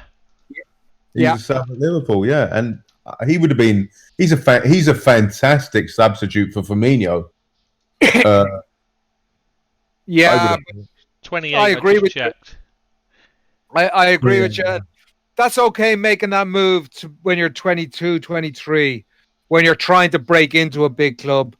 But you don't want to be trying to break into a first team when you're 28, 29. Yeah. No, especially not when it's someone like Kane who's entrenched. Yeah. Yes. Yeah. Should we move on to Son as well? And then and now they've signed Bale. Yeah, and they got Bergwijn is there. Bergwijn, isn't it? Bergwijn? Yeah, but he's a midfielder. Midfielder, right. Guys, you want to move on?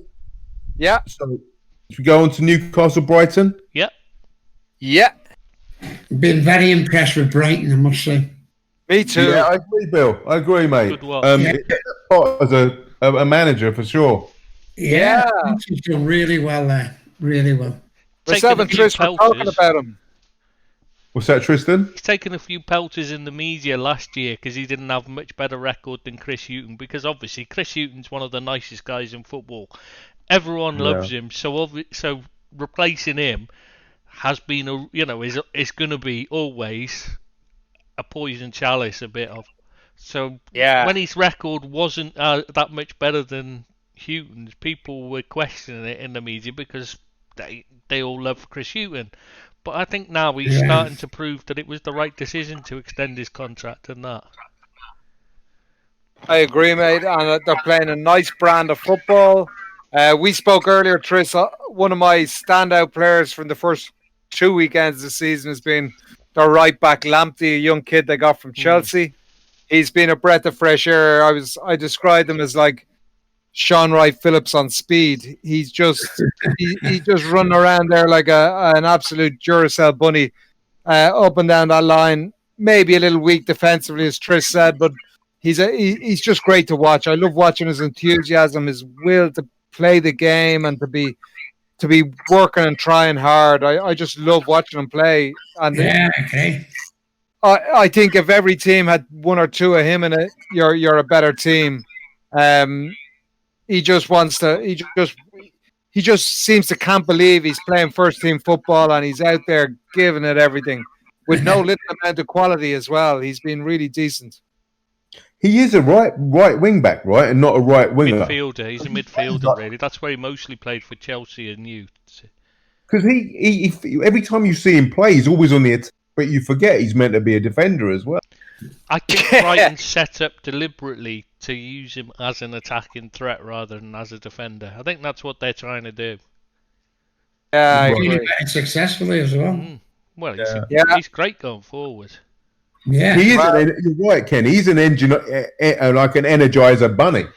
He's unbelievable. He's like a pocket dynamo. I'm looking forward to seeing how their Duracell bunny does next week. And Lamptey running around like a madman, full of energy against Luke Shaw. Don't do it to yourself, Ken. Don't do it yourself. At You're least just gonna- Shaw will shed some of them extra pounds he's carrying. I swear to God, if Lamptey goes missing for any more than 5 minutes, they're going to have to check that Shaw didn't eat him. Luke Shaw's the only player that puts on weight during a game. I swear they thought they'd never get anyone to fit Schweinsteiger shorts. And then they signed Luke Shaw. Newcastle guys, they just up and down each week, right? One good week, then the next.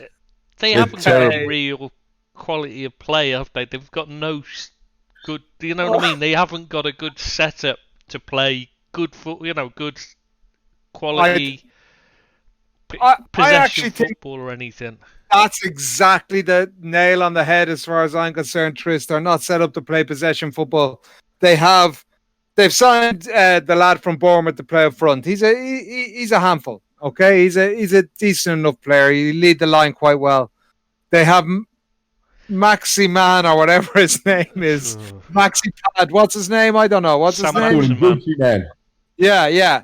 They have him. It's like watching Nani.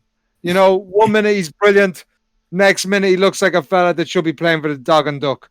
But he is decent to watch. He gets bums off seats. I like him. But apart from that, they really have a bunch of journeymen in there, and Bruce will galvanise them, keep them around sort of somewhere between 12th and 15th, 10th and 15th, something like that, as I'd imagine.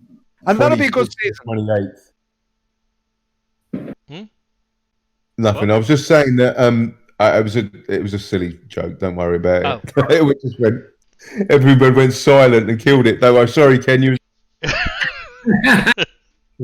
And how much money did they pay for that Joe Linton? And he doesn't look a player at all, does he? 40 million. I tell you, he looks like a Dog and Duck centre forward. Really. But that's why Rafa left.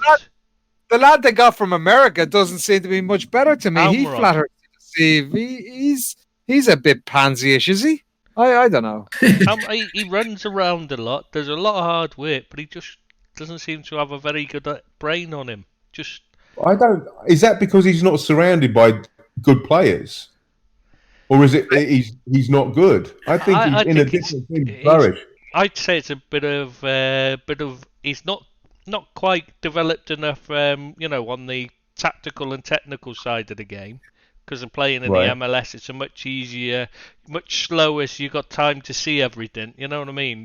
He can do things much slower pace. So now he's being rushed. He's finding out the flaws in his game.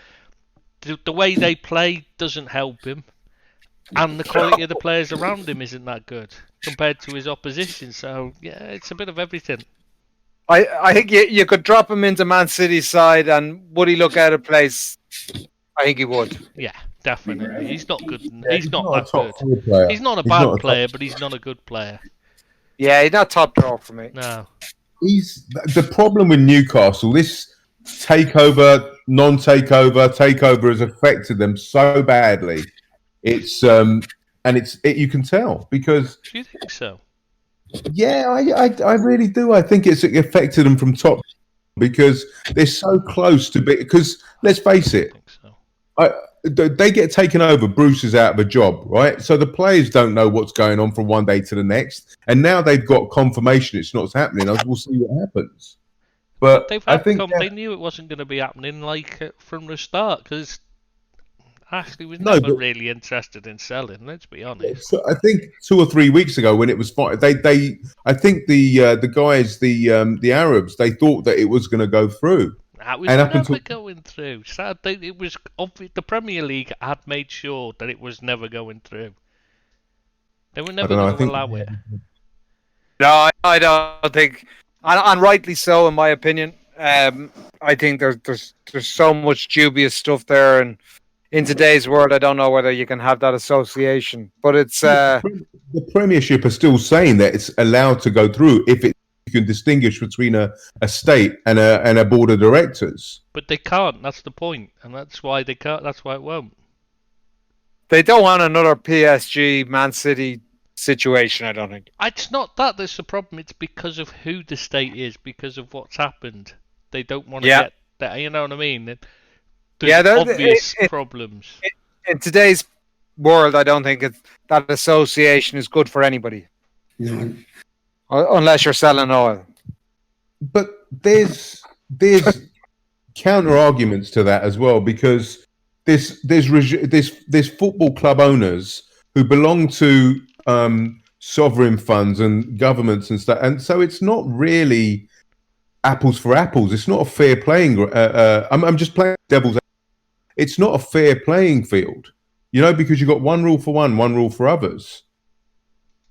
I think the rules have probably changed as time has gone by, and what's in is in. You can't do anything about the guys who are already there, but you can probably stop a lot more joining. That's the way I see it. I agree to an extent, but also there's precedent's been set. So I'm sure there's legal recourse as well somewhere. No, because the rules have changed. Precedent is only a legal issue in the States, really. Well, no, it can be a legal issue, but it depends on the circumstances. That's if you're trying to get something overturned. They're not, you know what I mean? The rules. This is sport rules. The rules change every season. You have to abide by them. You can't go on precedent because the rules have changed since the precedent was set. So it's not relevant. It's not a relevant issue at all. Yeah. So it's a moot point. Is that what you're saying, right? Because the rules have been changed since. Okay, gotcha. Yeah. That I'd agree with you entirely on that one, Tris.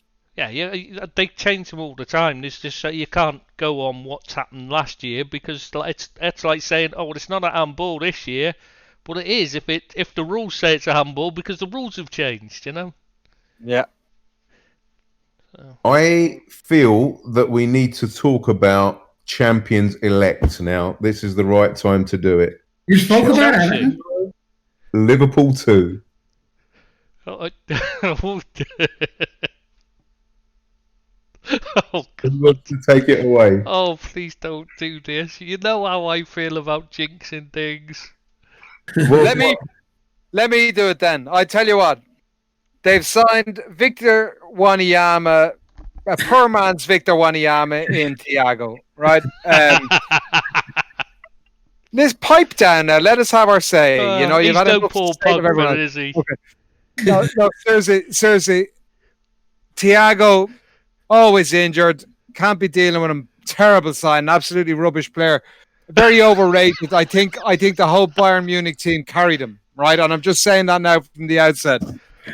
The Brazilian goalkeeper, he's turned into a bit of a farce. It's hard to know. It's hard to know actually whether Liverpool will get top 4 this year. Oh God! Listen to me. You've invited me on here. Let me have my say. Right? You've invited me here. Wait till you get to Firmino's lazy. Go on. No. Firmino's not lazy. He's just his teeth are too white, so he should have a ban. Very naughty boy. Yeah, completely. So, okay, your keeper is dodgy. I think everyone accepts that now in the world of football, right?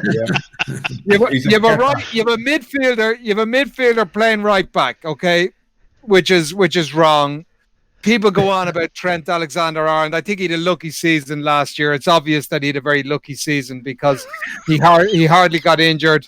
He's after taking the Italian Klein's place in the team, which is an absolute travesty. Trent Alexander-Arnold isn't fit to lace Klein's boots, and you all know that, and you just have to accept it. You took that fucking Scots lad from Hull. I mean, Hull! They only play rugby league in Hull. He's too Scottish. He's not going to survive in the Premiership. He needs to go back. He needs to go back to Hull. Van Dijk. I mean, oh my God. Talk about overrated. There's Celtic supporters that tell me he's the worst centre half they ever had. So I'm on a chat group with some Liverpool supporters from the charity game, and honest to God, even all of them, MK Scouser, Benny Ball, or Pete, the whole lot of them, they all know that Van Dijk is overrated. You want to see the private chat. It's actually disgusting, some of the things they say about him. They've no time for him. They both want Matip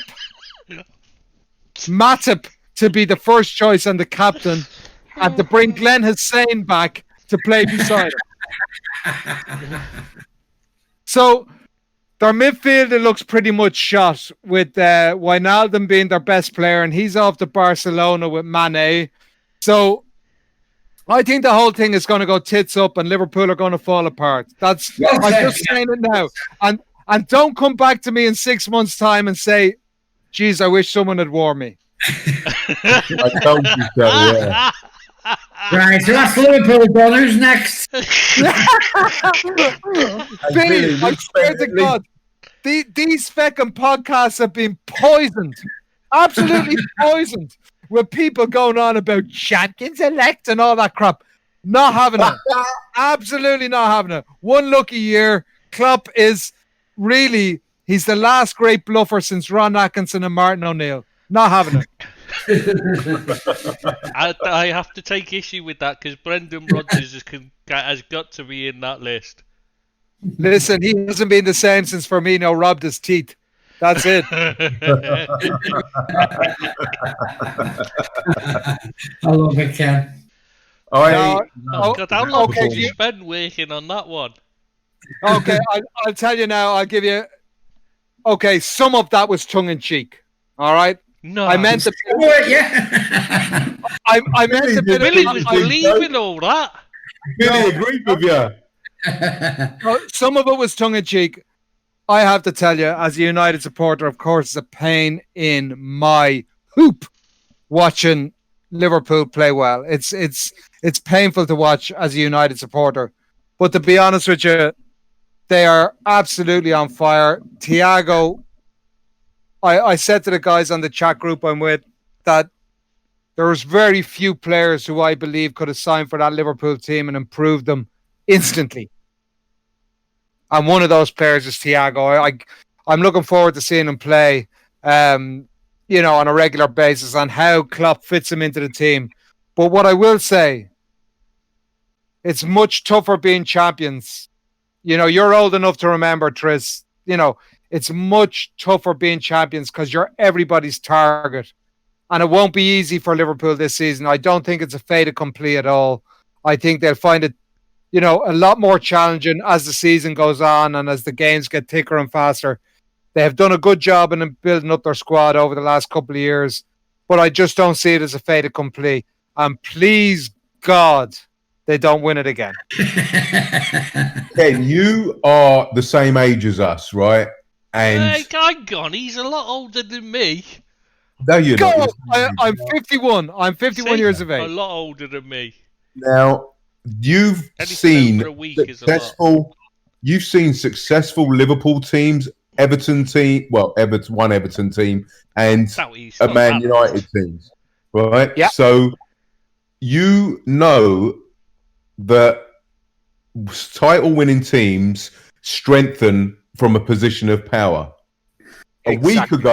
A week ago, I would have agreed with what you're saying. Now, with the signings of Samaskis, Thiago, and Jota, which I'm not 100% on, by the way, I think those three players give us the strength we needed to defend the titles. I don't think, and I know that Tristan's going to be all this superstitious crap he believes in, but I think that we are unbeatable with those three signings. So we've covered every position that we needed to. Okay, that's it. I'm going to have to swear now. You've just fucking blown it again. Okay. And I am. You see, this is the sort of Liverpool supporter that I can't be dealing with. Normally, it's only the younger guys, right? Right. The amount of crap I heard, we're going to win the treble, we're going to go unbeaten, we're going to go this, we're going to do that. I'm not saying this. I'm just saying we're going to defend the Premiership. You just did. You did say we were unbeatable. I didn't say we were going to win the treble. I said with those three signings... Yeah, we're unbeatable, which means you obviously think we're going to win everything. I didn't. Did I say that? I said we're going to win the Premiership. No, you didn't, mate. It's the You said you're the one supposition. You're an info. I said we're going to defend the Premiership. No, you didn't. You said you were unbeatable. That's what we're both saying. Oh, God. In the Premiership. Jonah. That's what I meant. Okay. I take what you meant now. Sorry, I thought you meant you were going That's right, mate. Yeah. No. Listen, obviously Liverpool have a big favourites tag. I think, really big favourites tag. It's more difficult when you have to rotate your team and try, to be fair, Liverpool front three had a great run last year. They hardly missed a game, really, and they didn't miss a beat. Great season with injuries. It only takes one or two injuries in the wrong areas at the wrong time, and the whole thing just shifts gear. The defence was spent. I mean, Virgil van Dijk was played alongside 4 or 5 different players. At one point, we had Fabinho played at the back again because of injuries in centre back. We did have injuries. It's just but not they never not affected your us. front three, not to your front three, and not to your that, and that's where you were getting your goals. To be fair, I'm not saying you wouldn't have won it if they were injured a little bit. I'm not saying that at all. But I am saying they had a good run with injuries, and it only takes one or two little things to change, and then everything gets out of kilter for not for a long period, but maybe for 2 or 3 weeks, and you drop some points. I think it'll be a little bit more difficult this year. I think you got Chelsea nice and early, which was a great thing because, I think they'll improve towards the back end of the season as their players settle. I mean, your man Havertz looked like he hadn't even played football before. He actually looked like use of him, though. To be fair, I mean, they looked like they picked him out of the fucking blind school or something to play. There was no bell in team, you mean, or something? Yeah. And there was no bell in the ball. He didn't know what was going on. And he honestly, it was difficult. It'll be difficult to see Liverpool not win.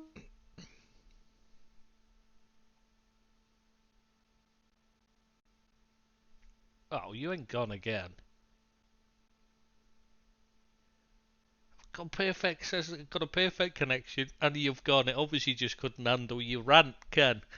So, I don't know whether to fill in or pause it because I don't know how long you're going to be gone. Now it's dropped off with the voice connection. That's why. So I'll pause it for a bit. As long as there's a chance, you have to believe that they won't Beckham win it. Simple as that. I'd love to, but I just can't see any team who's going to get near them. I think City are going to be exactly the same again, defensive frailties. And I don't see a weakness in Liverpool. I just can't see where I could say they're going to have trouble there. I'm sorry, but I can't. Billy, what is wrong with you? You can't keep saying things like that. You're not going to be allowed walk into Goodison with that attitude. You have got to stand firm, and while there's hope, you have to cling on to it, and it might just fall arse about face. Ken, you can't oppress the truth. How can you oppress the truth? We are strong in every single position with these 3 signings now. There is not a chink in that armory. I mean, where do you see the chink? Where do I see the chink? I think centre half is a bit of a chink. When you're looking at the Liverpool team, you have to be hypercritical, right? Because yes, I agree. You have to be objective. I know that, and you have. Yes, I think they can improve with a partner Van Dijk, with a partner for Van Dijk. I agree with. I reserve judgment on the midfield until we see how it's going to set up with Thiago in it. It could mean a total change in the way they play. Right. And, that's not necessarily a good thing. So you have to wait and see how these things bed in. I saw United sign Varane, who is a world-class player. There's no doubt about it. At the time, a world-class player. And it just didn't work. I'm not suggesting that will happen with Thiago, but I'm fucking hoping it will. You've got to hope. Let's address the centre-back issue, right? This is our 4th choice centre-back who's just kept quiet, the most successful forward in the Bundesliga last year. Fifth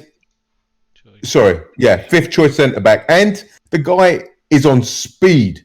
He is so nippy, and he just put him in his pocket the whole game.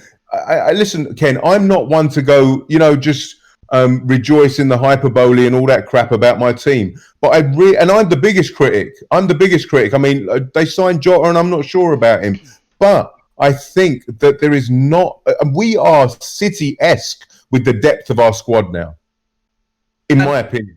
Okay, and what I will say to you on that: 3 years ago, City won the league and they were untouchable, and people said no one's going to win the league for 10 years, right? Or 5 years. I didn't believe that. That's just. Anybody that's seen Liverpool play at that time would have agreed with that. I don't think. Absolutely, sure. United finished above Liverpool that season. For Christ's sake, that's only two. That's all. But listen, it's only 2 full seasons ago. That's how quickly things can change. That's how quickly things will change. Yeah, but Klopp isn't Pep, and he doesn't buy crap every year. There are 45 fullbacks because he can't pick a full defender, and he doesn't buy John Stones and people like that. That's the difference. But let's wait and see. Pep's always done this. He takes over a great team. First season makes them better. Second season they dip.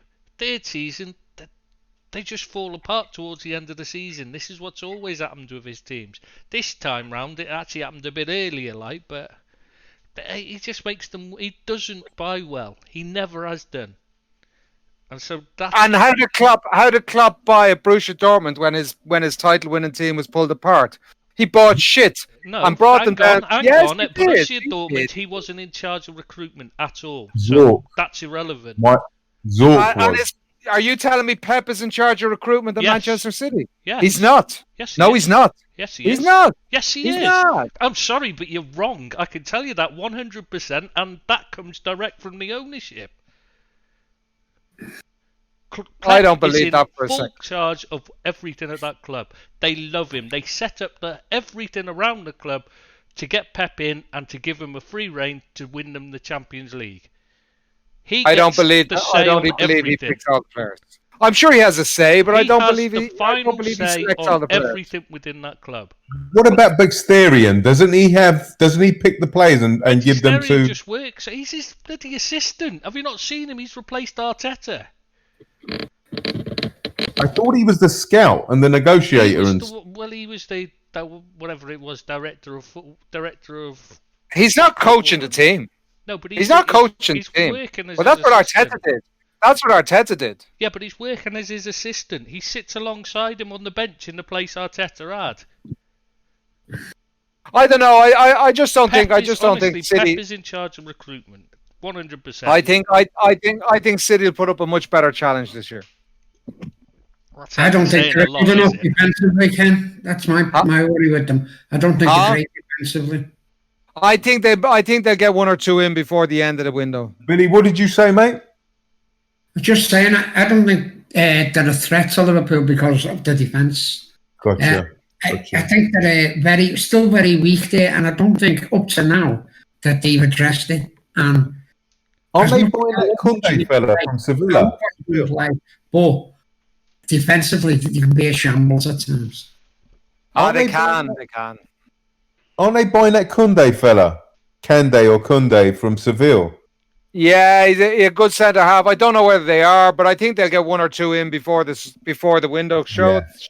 Yeah. And listen, there's nothing. Tris, I think, he's quite reserved. I know underneath he probably will feel that Liverpool are very strong favourites and all of that stuff, but I wouldn't be counting any chickens yet.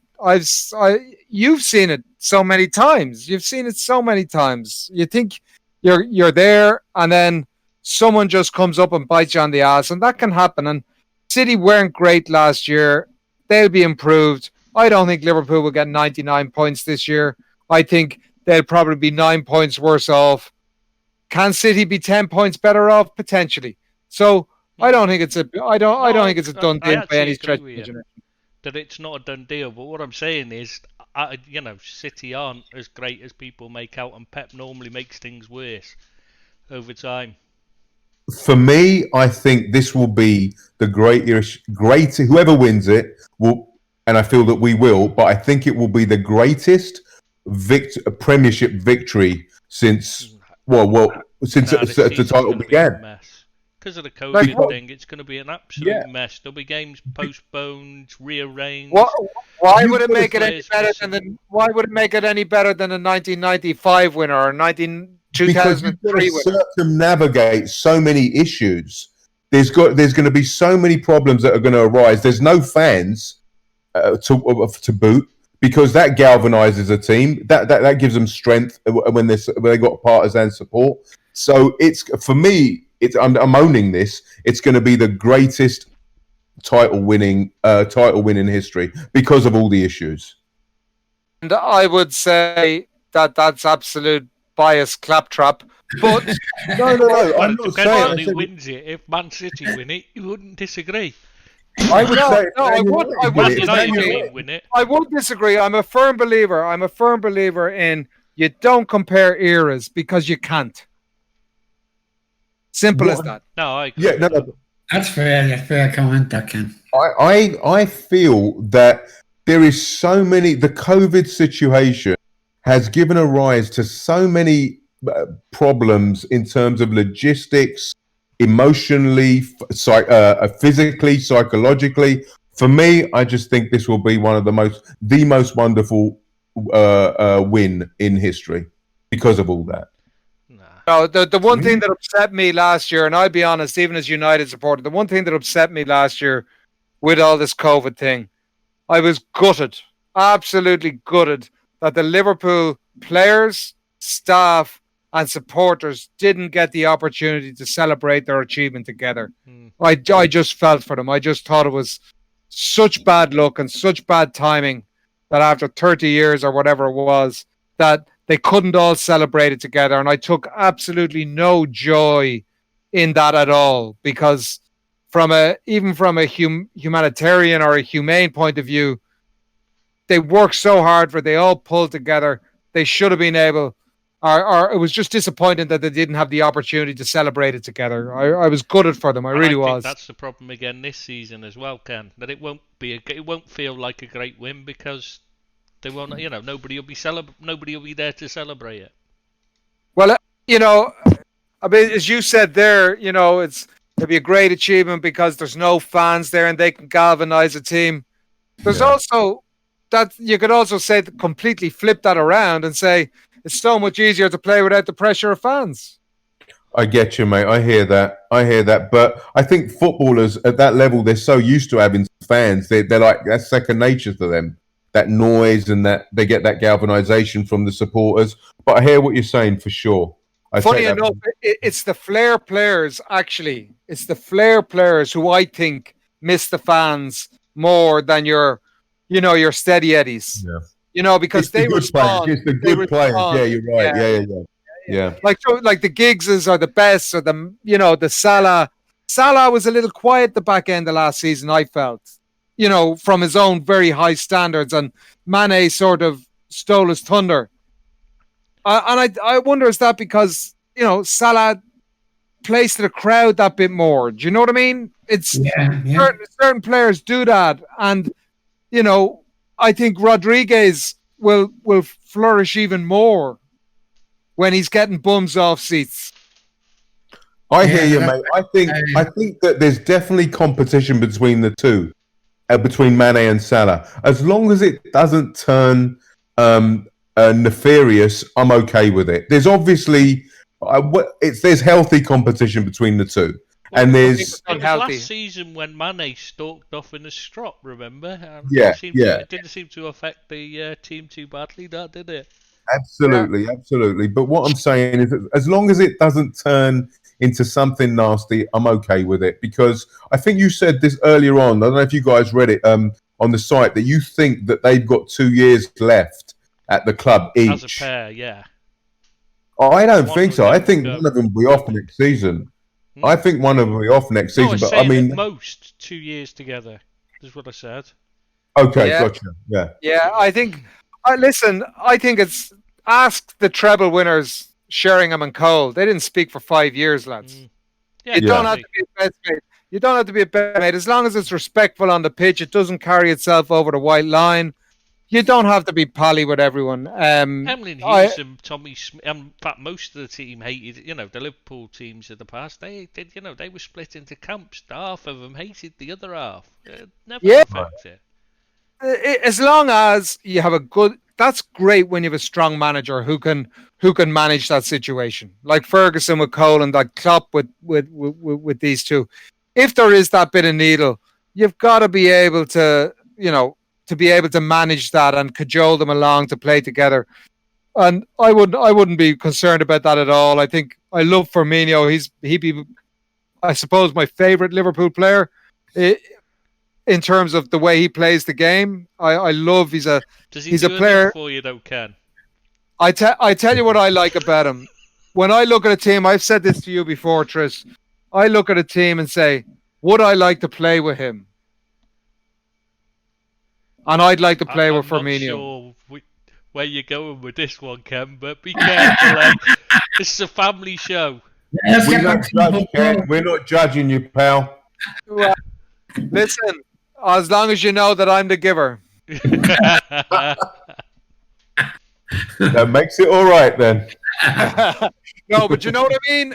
You look at a player and you think, would I like to play alongside him? And the answer to Firmino in that situation is, yeah, he's a teammates player. He doesn't play for himself. And he's a player's player. Yeah, I love it.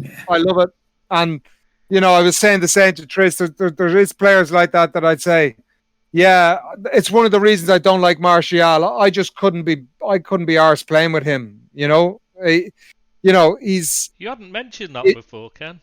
You don't know what he's going to do, or Nani was the same. For example, if you're a centre forward, you make a run, and Nani tries to beat his man 3 times, your run is dead. You know, Peter Beagley was another one.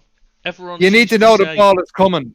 Everyone used to stop and just watch because they didn't know what he was going to, how many times he was going to beat the wing on the wing. He would beat his fullback over and over again, and then they're waiting for the cross. Like nobody knew when to run. Kills the moves, so frustrating, and that's why I like Firmino. That's why I like Son. They're players. They play for the team all the time. Guys, I just want to. Everybody's in the world has eulogized about Thiago. I think obviously we know all about his attributes. I just want to talk to you guys about Jota, and then we're going to move on to Chelsea. So, guys, can somebody talk about Jota? What they think of him? Billy, Tristan, Ken? Sure. I think he's a decent player. I wouldn't say he's a world beater. He's a good squad man.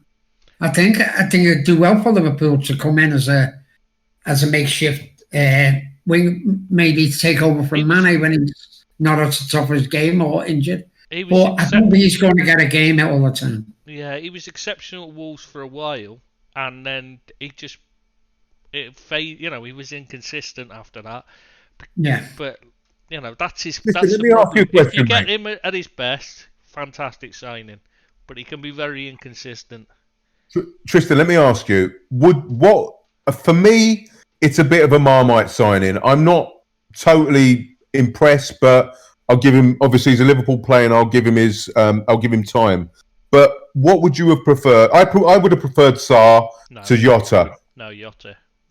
10 times. For sure. Yeah, 10 times. Because Sarr's like, when we were talking about players that you don't know what they're going to do, Sarr's 100% that.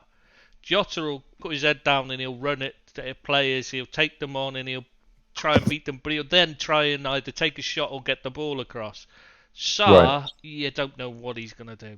You haven't got a clue. He can be absolutely sensational 1 minute. He's a bit like Sam Maximan and that. He's got all the ability, but he's just like, it's putting it together. Yeah, he's good to watch. He's good to watch. Sarr. Jota can be the same. He can be good to watch. Look, he's a squad man. He's doing what we spoke about Danny Ings did sort of 3, 4, 5 years ago whenever he signed for Liverpool. Jota, I think, is 24. He's kind of break into a big first team. He'll stay a couple of years and he'll do exactly what Mr. Fat Legs, what's his name, the little fella that plays the Swiss fella, what's his name? Yeah, he's replacing him. Yeah. So essentially, he's a really good squad option. I agree with Billy, though, couldn't go Ken. for Sarr, though. You couldn't go for Sarr because when Sarr heads off with Senegal, with Mane off to the African nations, exactly. you can't have two of them gone. So they couldn't And go for Salah. Sarr because you'd lose two players. You know? See, Yeah, I you agree lost with him. Billy here. I agree with Billy. I don't think he's been signed as a sub. I think he's been signed to take Replace. over Mane. So I think there's a progression into the side. I don't think he's a squad guy at all. I think he's a first team player, and I don't think that he's good enough for a first team player. But that's just my opinion. I'm not sure about him. As a United supporter, Yeah. if I could have a little trap door that 3 Liverpool players would fall into, and I could just keep them down there underground for a good 6 months. Van Dijk, Henderson, and Mane. Really, not Salah. Not Salah, no. Mane, every time. And yet Not Salah Bobby. gets more goals and assists.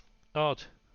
I understand that, but I think Mane gives a lot to the team. An awful lot to the agree team. with I that, think Salah plays for himself a lot. I couldn't see that at all. And I think Henderson is probably the best Premiership captain since Roy Keane. Holy.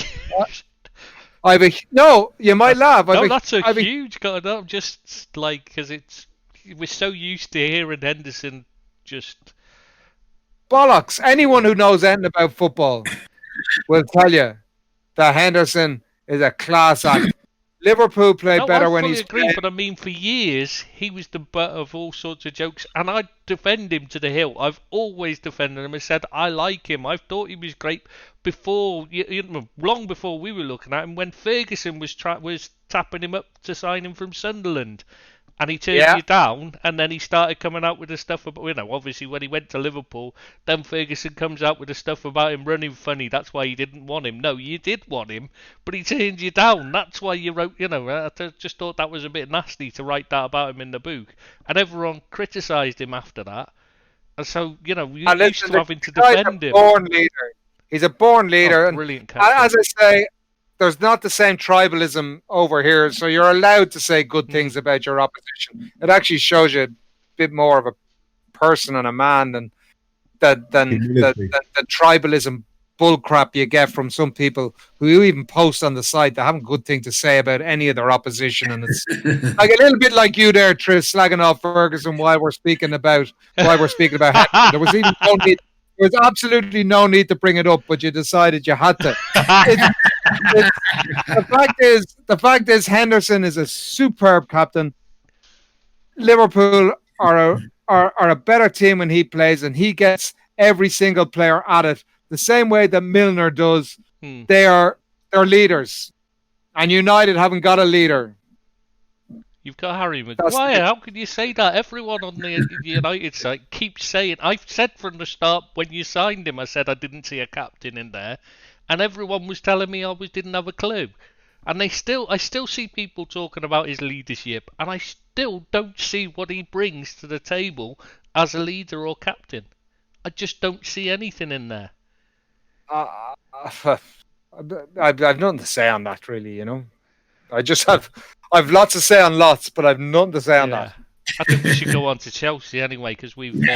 Good idea, mate. Good idea. So let's talk about the weakest link first. The elephant in the room, Kepa. Oof. Awful, isn't he? He's Pickford level, isn't he? He's not Pickford level. He's worse than Pickford, if that's possible. He's worse than Pickford. Have you watched Pickford's performance tonight? You might want. Actually. I read an article today saying, can Kepa do what De Gea did and bounce back? Because when De Gea played for the first year, he was pretty atrocious, to be honest. He couldn't do anything right. I actually just don't see it in Kepa, but I don't know enough about him as a lad. I don't know enough about his history. I just think he's a broken man. I think he's got to go back to Spain. 70 million is an atrocious price to have paid for him. But to be fair to Abramovich, I think he'd swallow it up. I think he'd move him on, and that's sometimes the sign of good management. knowing when to cut your losses and just take your hit and move on. They've signed. Didn't they sign Mendy? Did I see that today? Yeah. So I'm not convinced about him either. By the way. So listen, Frank has a good setup around him in terms of above him, right? I'm not sure about his coaching staff. I don't know enough about them, to be honest, but I do know they've signed some good players. I wouldn't expect big things out of Chelsea this year. Again, 3rd to 6th. It's going to take Havertz a while. It's going to take Werner a while to adapt. I don't know. Thiago, I think, people laugh at me maybe when I say this. I think he's an inspired signing. He's a proper defender. And I think everyone will learn from him at the club, and it's exactly what they need. But unfortunately, he's got nobody to teach at the moment, because I don't think you could teach Rudiger anything at this stage of his career. And I don't think you could teach Kurt Zouma anything at all, football related or otherwise. He just appears to me as someone who's walking around with his head in the clouds half the time. And can't believe how lucky he is to be earning the money he is. He's absolutely shocking. He did all right at Everton once he gets going. Yeah, The problem is he's had some bad injuries and they've held him back massively. He was looking top class before he started getting horrendous injury problems. Be dealing with him, no way. Sure, where was he last year? Stoke, or was it Everton last year? Stoke the year before, was it? Yeah. Everton last year, yeah. I mean, he's not the player he was before he got injured. That's for definite. But he wasn't even nailed on in that Everton team all the time, was he? I mean, they had Keane and they had a couple of others there that were. But he played nearly every time he was available for Everton. Yeah, and how did Everton do again?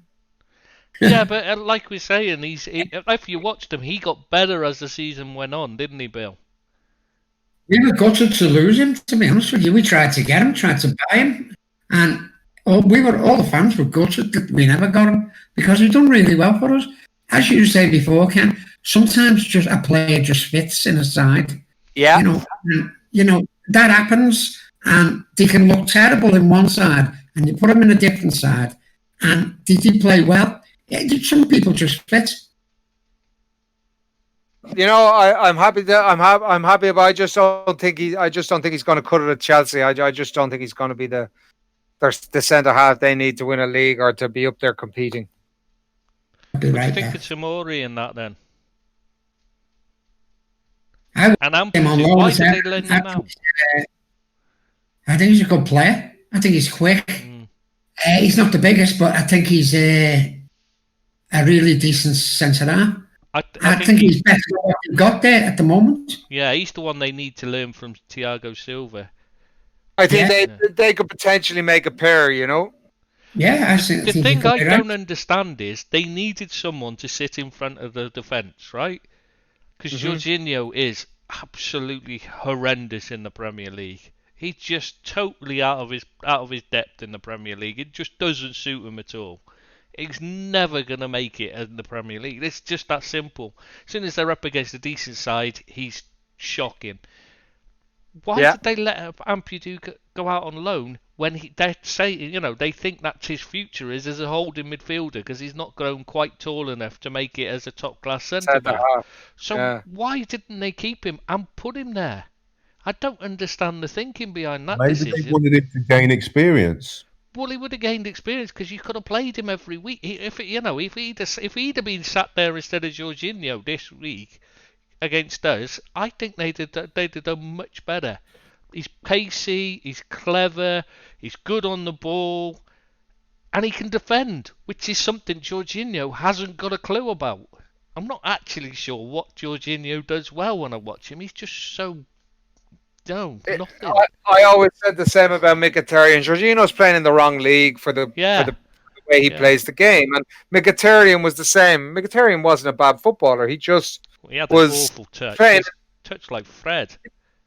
But he's playing in the wrong league. I mean, he can get away with that in other leagues. He's a lot of good attributes, and there's just sometimes players don't suit the Premier League, and I think Jorginho is one of them. He can if Sarri had stayed at Juventus, he'd be there now. That's the bottom line, you know. Yeah, he should just follow Sarri around Italy because that's his best bet.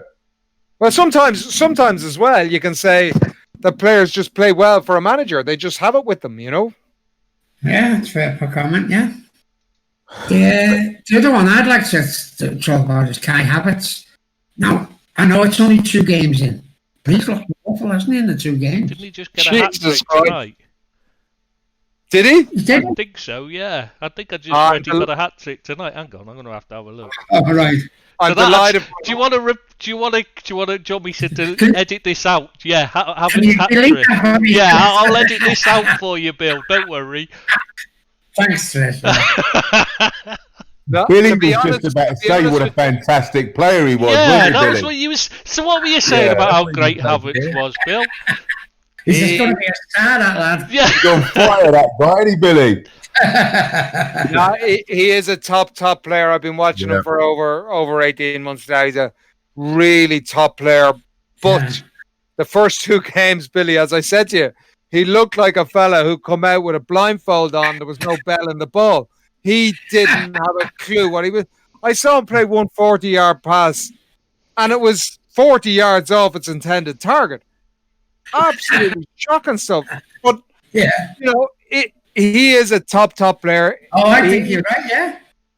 He just needs to find his feet, and he needs to find his place in the team. Yeah. And he hasn't even had a preseason. I think that's why I think Chelsea will be a better team next year than they are this year. That's my belief. I know they're missing players like Pulisic and Ziyech out. It's going to be a start. And Sideshow Bob hasn't played yet this year, has he? Louis, that's he's at Arsenal, David Louis. Yeah, no, the fellow up front. What's his name? Big long stick. Abraham. Yeah. Abraham. No, he's out. Yeah, that's a he played tonight. Yeah, I think he's dropped essentially. Yeah, at the moment. He's been dropped. Yeah, he lost his place. Yeah, you got a point, Ken, because it took Henry a year to get used to the Premiership, and look what happened after that year. I mean, you're talking about Kai Havertz. You know, I mean, he's too much quality. I mean, I know, Billy, you've said that many times in the pods that Kai Havertz is a superstar and you really like him. So that ability isn't going to dissipate overnight. You know? It isn't. No, it isn't. No. It looked like a fish out of water when he come in the first 2 games. Obviously, tonight. He obviously just wanted to make you look foolish, Billy. You knew what you were going to say. I have to say, I felt sorry for him because it looked like he just wasn't at it at all, you know.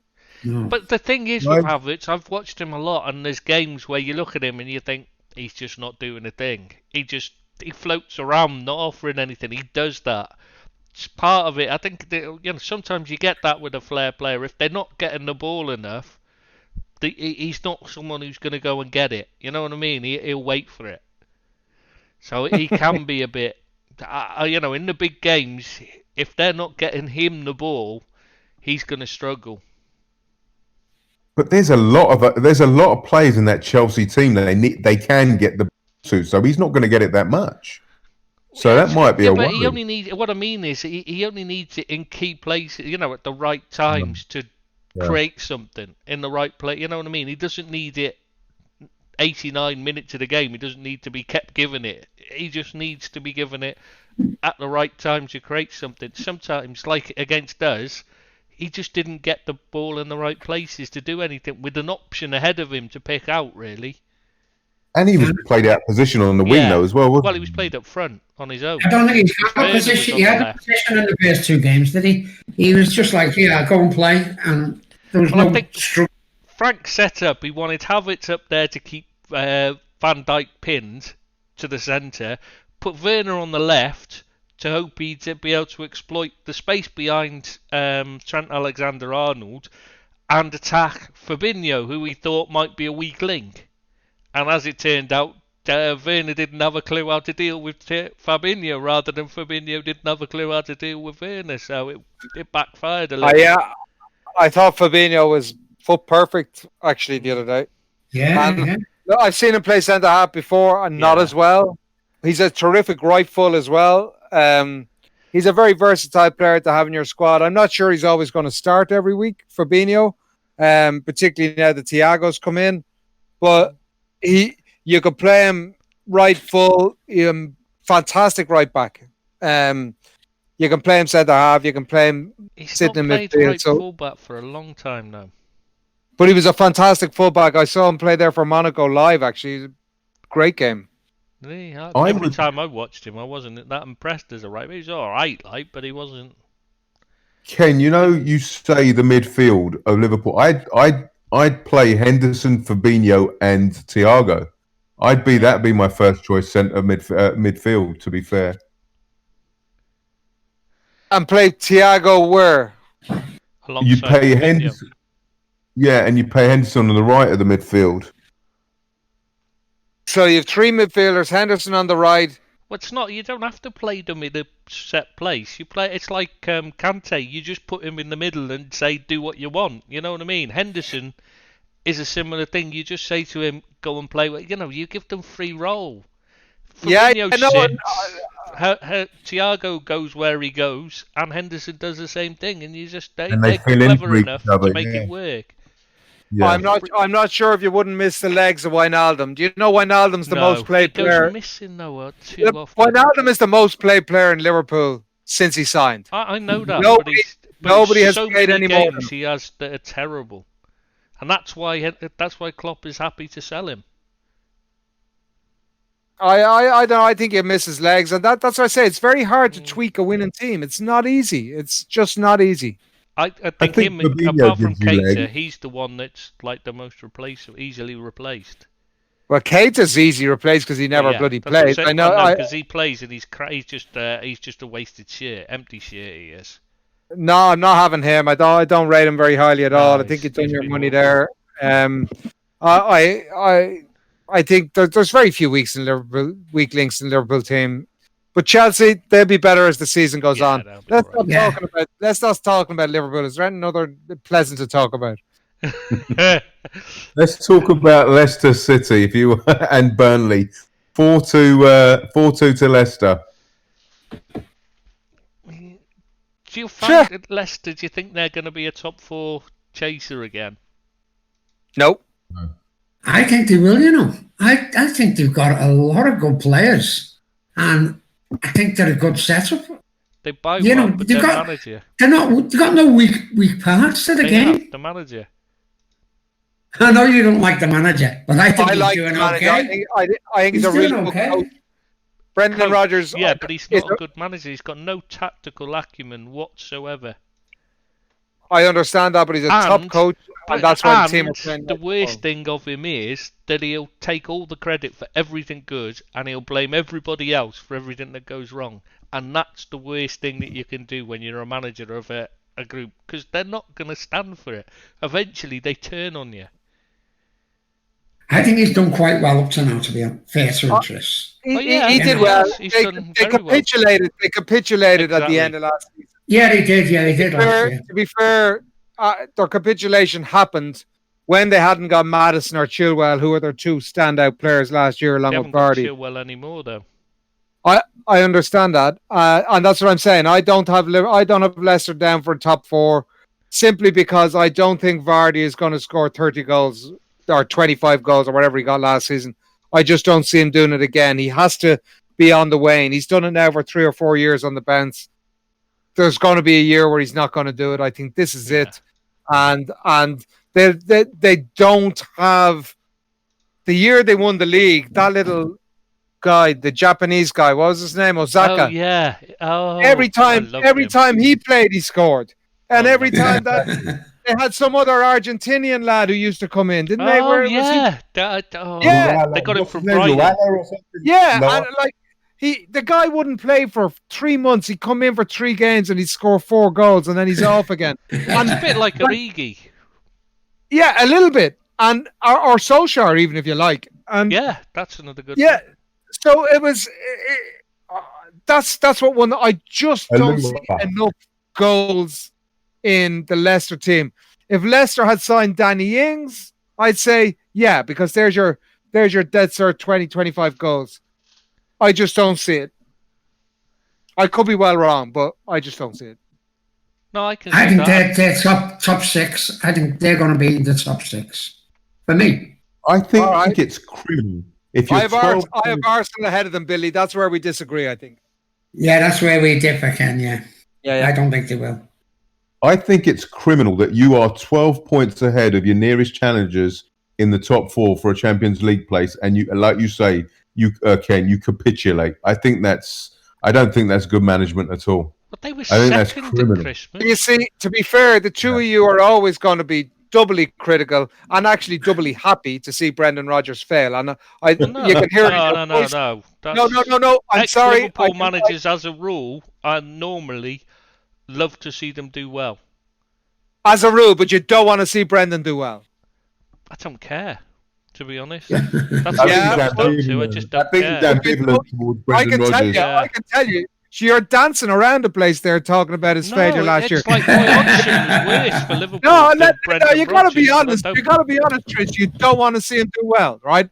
And that's fair enough, and I can understand that. I don't he care, cost you- but Ken, I honestly don't care. That's the thing. I just think he's the problem that they have himself. He's always going to be the cause of his own downfall. Yeah, I can't argue with that. He's a bluffer. Other than He's a good coach, but he's not a good manager. yeah, I'd agree with that.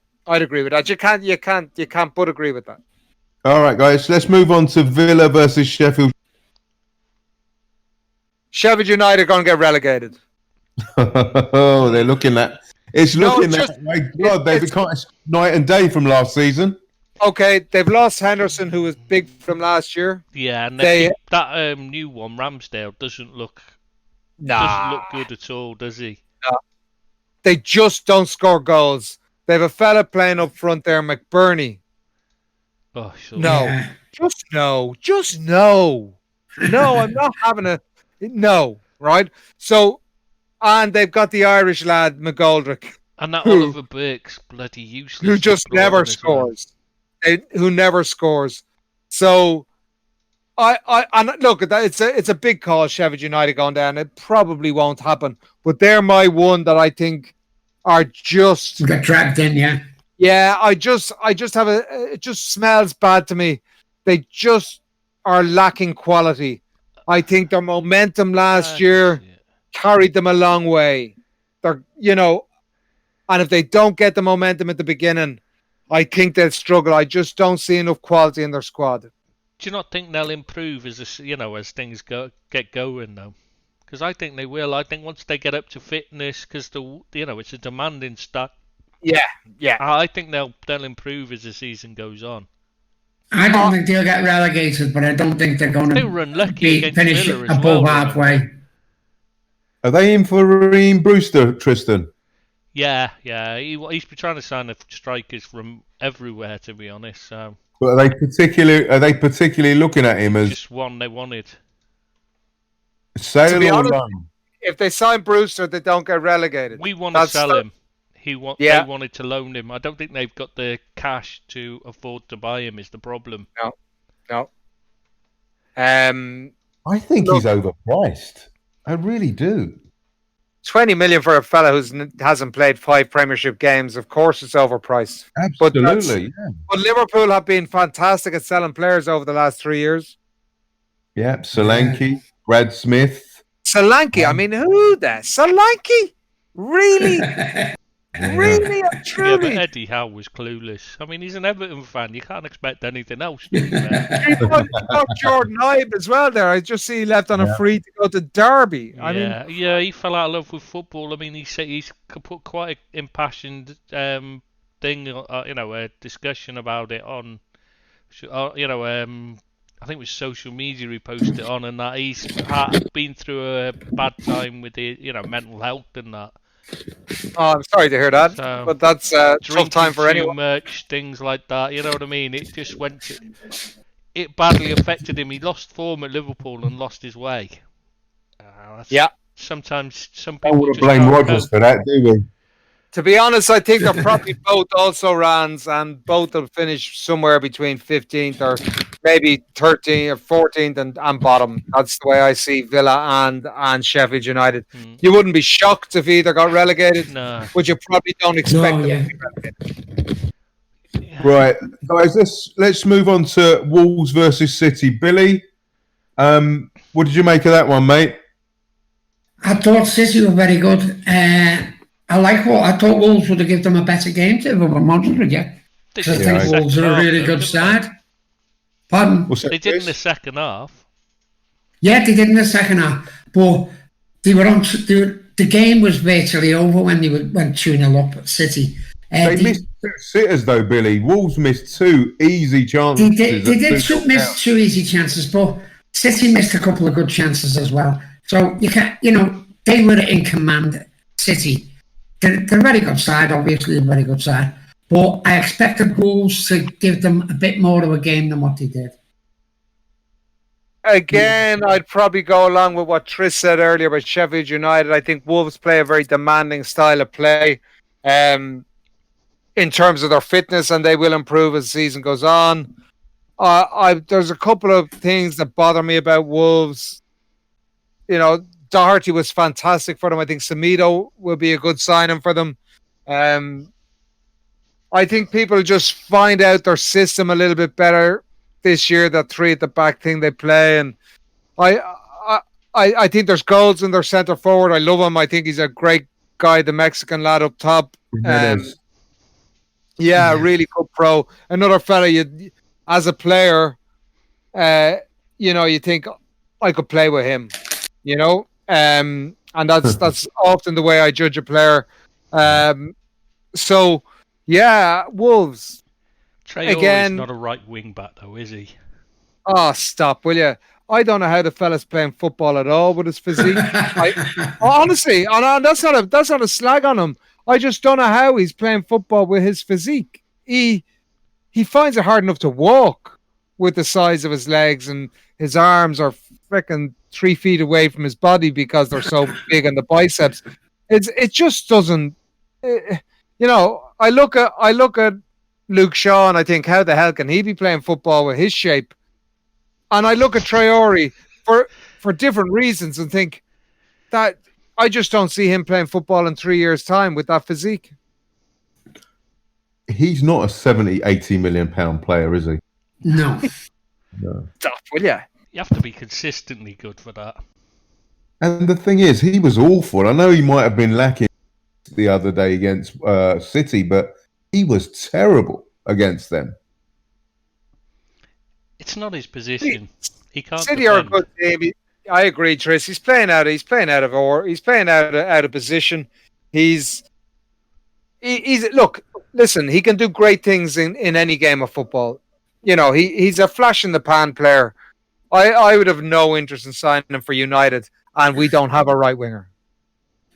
He blows hot and cold, doesn't he? But I think he's a talented kid, but he does blow hot and cold. And 99 times out of 100, what he does is he does a moment of brilliance, beats 10 players, and then puts it miles high and wide.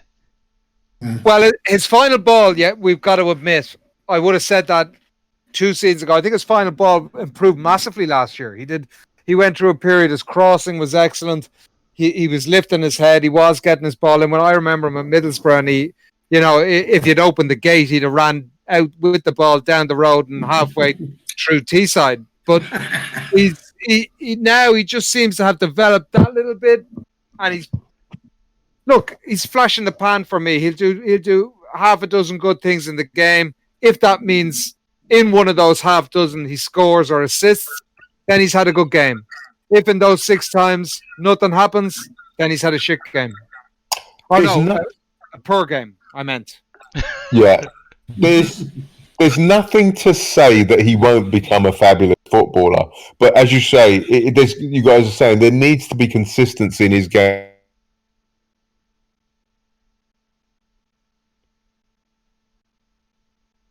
Oh, have you gone off again?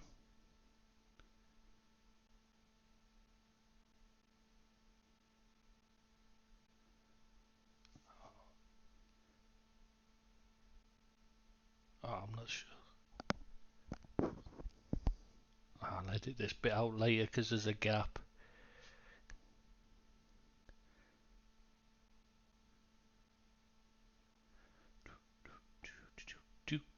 He is. Look, You're the fella, back. You the went fella off look- for a second then. What's that, mate? You went off for a second then. Oh, who? Me or Ken? When it was all of you. You went off. It went off. Okay. It went quiet. You were Alright. speaking though, Abid, about him being Yeah, a 70-80 million pound player. Yeah, I just think that touching on what you guys are saying, I think that he needs to be a lot more consistent. He needs to do it for another 2 years and to see where he's at. There's no listen. The ceiling's decent on him. I'm not saying that he won't be a fabulous footballer, but again, it needs to be consistent. And I think he's at the right club as well. I don't think he should move because he's got a good teacher in Nuno. he doesn't even start. Yeah. 25% of their games. He's on the bench a lot. The back end of last season, he spent a lot of time on the bench. Why is that? Because he's not I good think enough. at the back end of last season, they saw him as a money ticket. They maybe thought someone would come in for 40 or 50 million quid from him. Yeah, and the fact that he wasn't playing, that he'd be pissed off and take the chance. That's what I think he was doing. But you don't know what's going on in a football club. You've no idea, really. Do you know, I don't think it's hard for them. I don't think it's hard for them to move him on because I think Mendes will move him. But like you guys say, it must be an ability thing because that's their star player, really. That's their poster boy. Neves. Well, I think Jimenez their poster boy. Oh yeah. And Neves is Yeah. a super Fans little love player. Moutinho. Coutinho's 34. Did you know that? I didn't even know that. Yeah, really solid guy. And do you know the guy who I like that doesn't get very much spoken about? I like the Dunker. I think he does a really tidy job in that midfield. He's not well liked though. There's a kind of, he's one of those that splits opinion in the Wolves fans. Really, yeah. I just, again, I don't watch Wolves the same way as I'd watch, obviously, a lot of other teams, but Liverpool. No, I don't watch them at all. For me, though, I've got to say the problem with Wolves, I think, is Nuno's too. What's the word I'm looking for? Too cautious. Negative, yeah. Cautious. Yeah, he sets out. He doesn't take the game to opponents from the start. He's like Solskjaer. He's safety first. Safety first. Feeling Solskjaer are the exact same.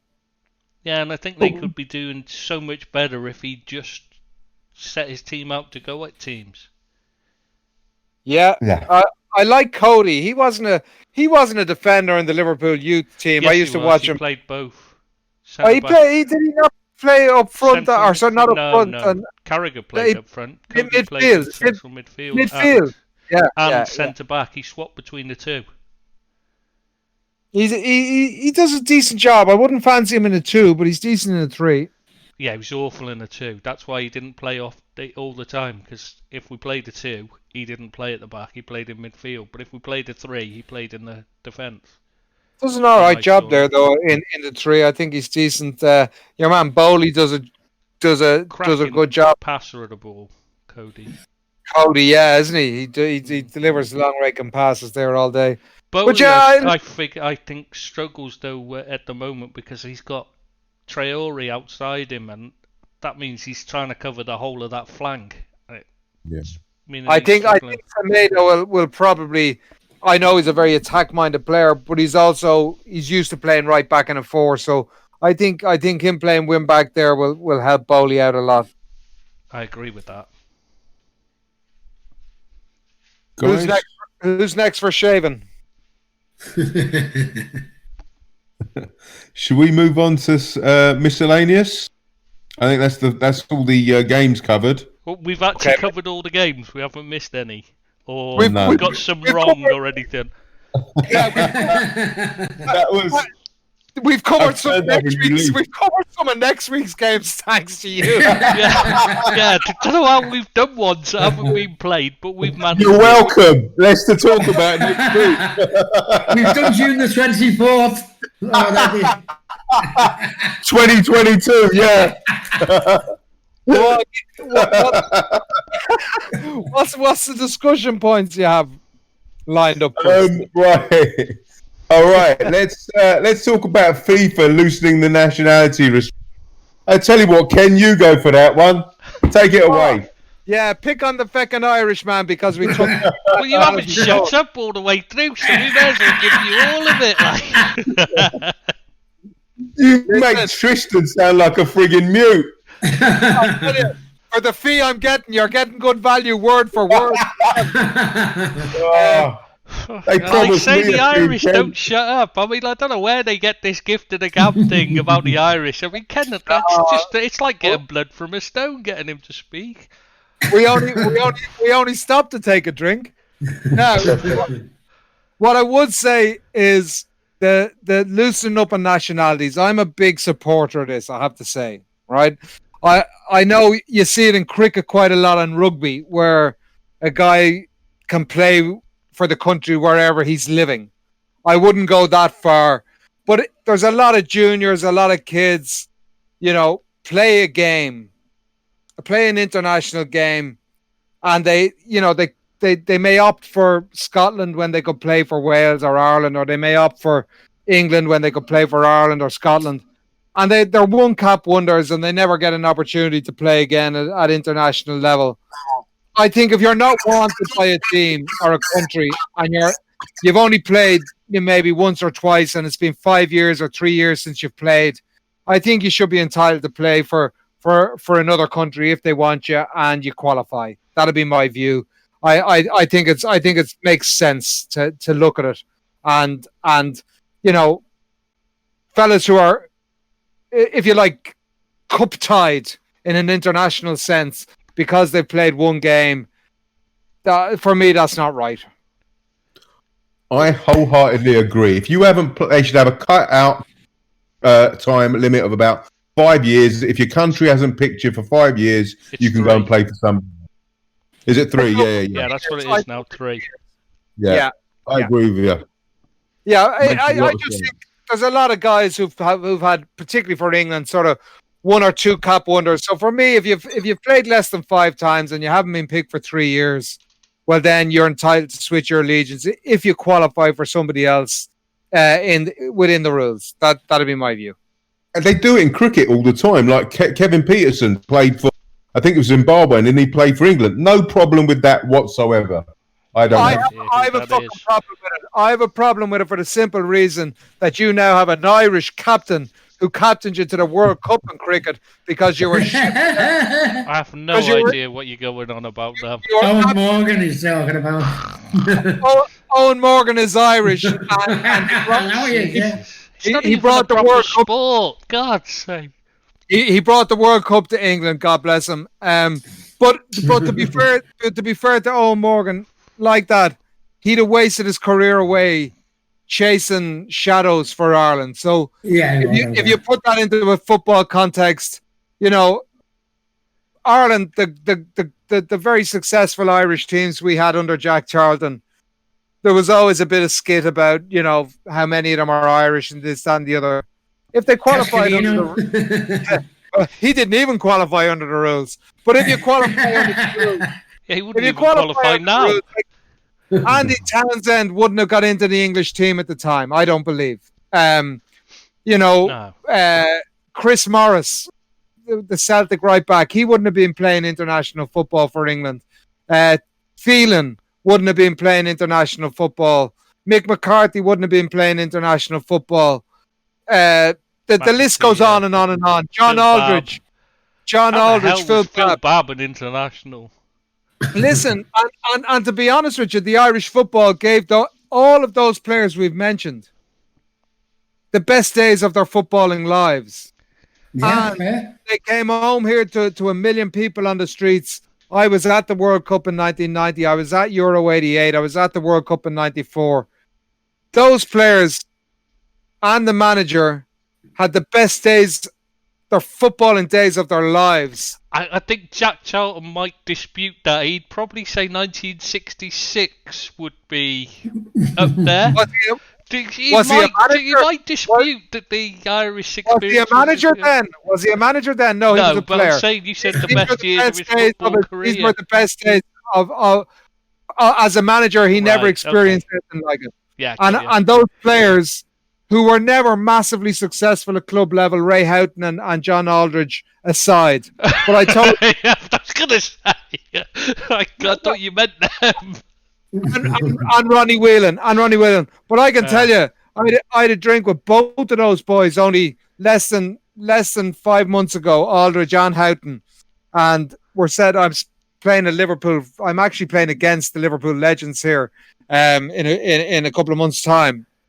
And we were setting it up with those two boys. And they would say that everything they won for Liverpool, nothing surpassed the feeling that they had playing for Ireland in the World Cup. It was a different level then, the World Cup. And that's out of a Scouser's mouth, which is unbelievable in Aldridge. But it's changed, it's changed now. The World Cup now, it isn't as... no, of course. I mean, it's what is that, 20 years ago? It's 20 years ago, 30 years ago. I was going to say, it's 30 years. Yeah. I think everybody was Irish. That brings, when you just mentioned that it brings back so many sweet memories. Because I think everybody was Irish during the World Cup. And it was great. Yeah.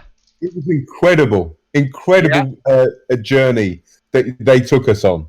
That Ray goal against Holland. Did you ever see, if you want to go and look up the YouTube footage of Irish fans at the World Cup in France, right? Unbelievable stuff. The Irish supporters make the tournament wherever they're staying.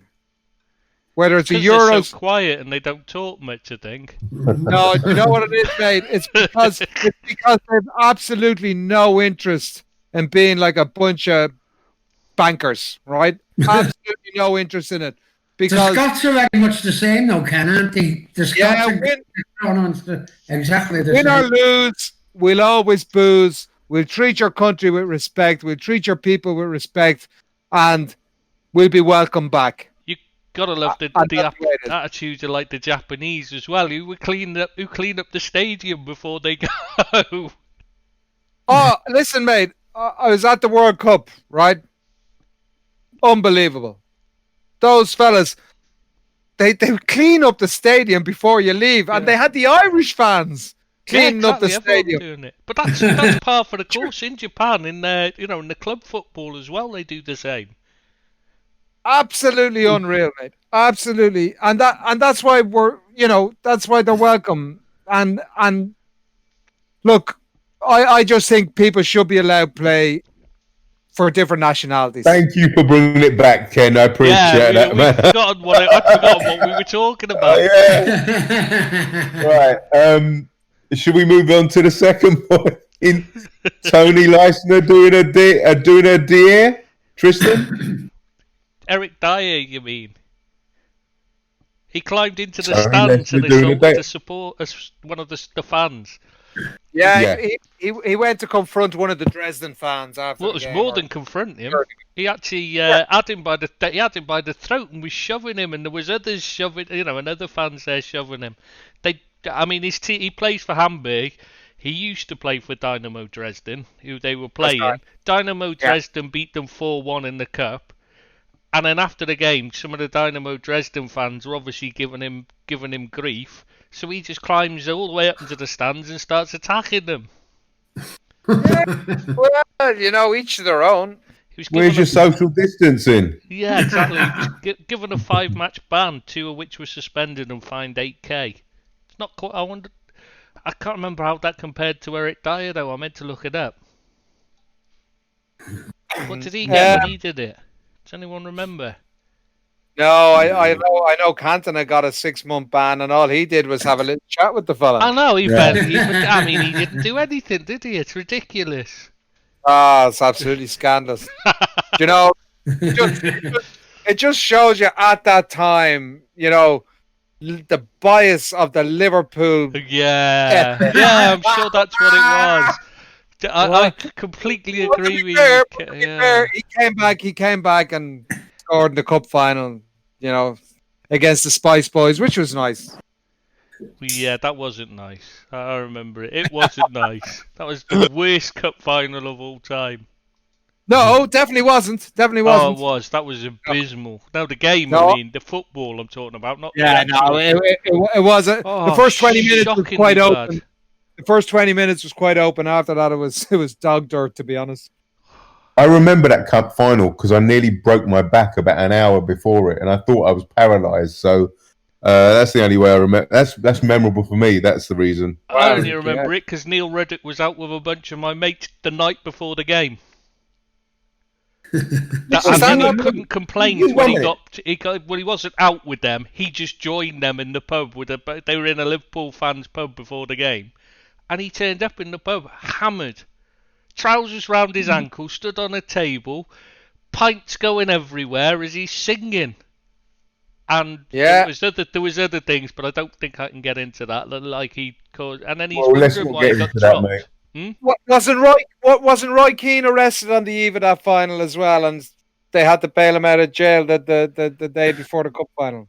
Could well be that one. You might be right. Yeah, I think it was that one. I think it was, but I'm not sure. Tristan, what you're saying is in London, Neil Ruddock got arrested the night before the game because not arrested. He was drunk the night before the cup final. Absolutely hammered, mate. It was more than drunk. Let's put it that way. Yeah, it wasn't just drink. But why would? Why would you question it? I mean, it's Neil Ruddock. Really. He's just I hated him. I hate him. He scored a bullet header against United in a 3-3 draw one time. He had so much talent, though. That left peg could open tins of beans, as they say. He had ability in spades, and he was just a waster. Didn't give a toss. Yeah. And you look at him now; he's a bloody human disgrace. And people think he's hilarious. I just think he's a dick, and just I think they're hilarious because they're laughing at him. Yeah. Before this turns into the Neil Ruddock Appreciation Society, let's talk about Guardiola's contract, Tristan. Oh, was this me? I thought Billy wanted this one. He was desperate. I know he's been desperate for all of these he was in for, but... He still tried to find the original text. I got number 8. In the draw. I got number 8 in the draw. Yeah. Somehow I got about 12 and we only had 10. You haven't said anything on podcast, so take it away. That's because I can't get it weird in edgeways with Ken. You know what? The other two are paying me 20 quid to keep you stum. I was just thinking, we might as well tell Ian not to bother next time round. There's no point, he won't be able to say anything. Ed047 has to be here, or some people We'll tell him not to bother bringing his tongue next week. I just like to say, just for any... Hang on, I need to find the mute button. Ed047. I am not Ed047. So you say, but funny, he's not here now, and you are. Yeah, strange that. Funny, never see you in the same room at the same time, just like to say. The conspiracy deepens. Yeah. It's convenient that he couldn't do it tonight, isn't it? Yeah, just saying. Yeah, but we've got to be careful because our writing style is the same. Oh my God, get a fucking life, will you? Come on. Pardon? Sorry, what was that? Get a what? Get a life. Get a life. Bad life. Tristan's been hearing that all his life. Yeah, still haven't got one. Going to be sitting here talking about ducks. I don't know what he's saying.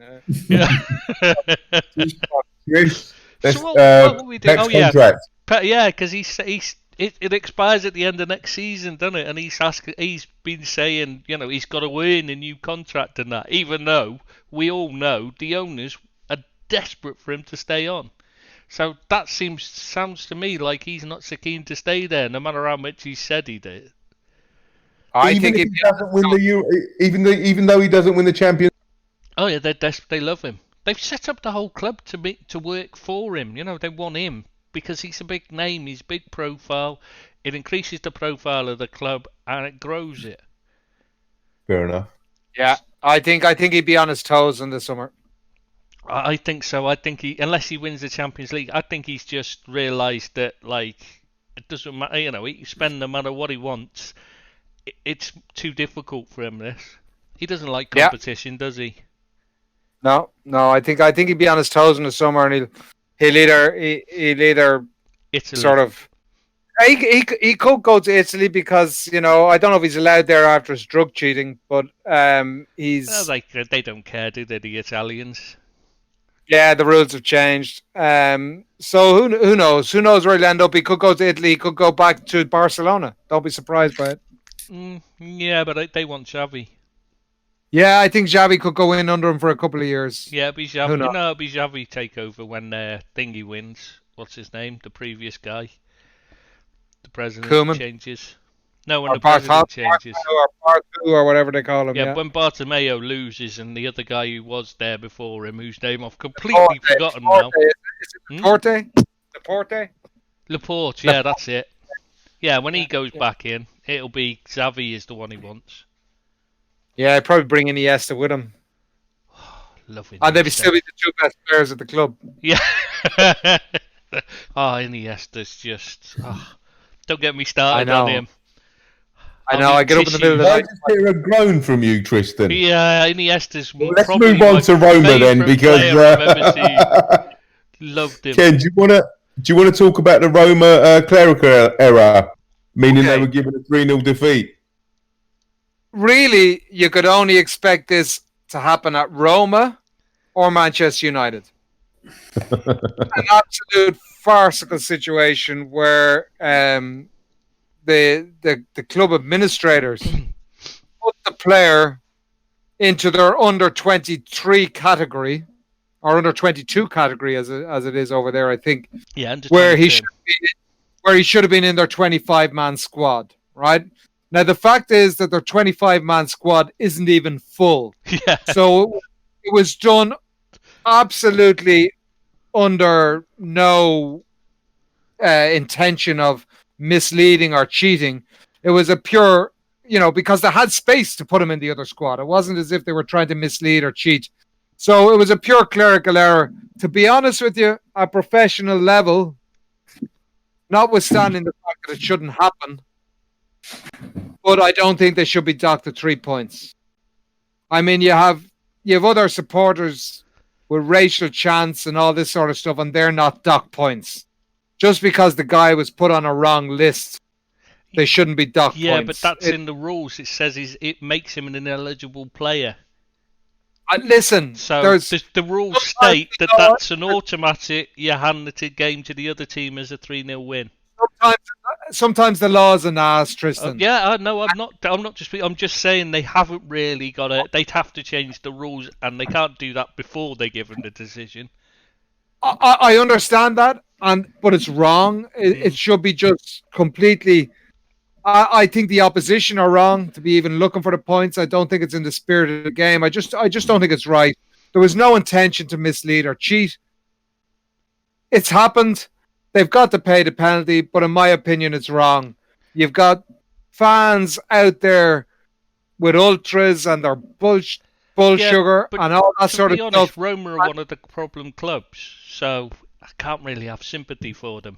I mean, they're the ones whose fans greet people. This is the greeting of the Roma fans when people enter. Opposition fans go to Rome. Is to stab them in the arse. Listen, we have an Irish guy who lives only a couple of miles from here, who's a Liverpool supporter, who was stabbed outside. I think it was Anfield, or very close to Anfield. As you know, an attack. Sean Cox, yeah. Yeah, so he only lives a couple of miles from me here, and so yeah, I look. I just don't think it's fair on the players and the coach and all those things. I just don't agree with it. I think that's something that everyone should stand up and say, look, they made a mistake. We know what the rules say, but the rules are there to catch cheaters. These guys weren't cheating. We're sorry. Yeah, I can understand what you're saying, and I wouldn't. They're going to appeal anyway, so they might get out of it. Yeah. Yeah, I just hope common sense. If the 25-man squad was full, well, then you'd say, well, hang on, there was a deliberate attempt to mislead. Yeah. We're taking 6 points off you. But, I don't think there was any intention. Fully agree. I mean, he's only just turned 23 as well, so it's not like it's easy to see how the error could have been made. I can tell you exactly why it was made, Tristan. This is a very well kept secret. Billy, you may know this, Billy, actually. But the fact is that Roma were meant to sign Chris Smalling. Oh, yes. The fact is, if they had signed Chris Smalling, they would have lost 3-0. So that's why. That's why the whole thing was taken off them. But he was great in Italy, weren't he? Listen. Beanie. He had a great season. To be honest with you, I have a lot of time for Smalling. He's a nice lad. He's probably still one of our better centre halves on the books. But he wants to move. That's why I admire him. He wants his move. He wants to tackle a new adventure, complete new lifestyle.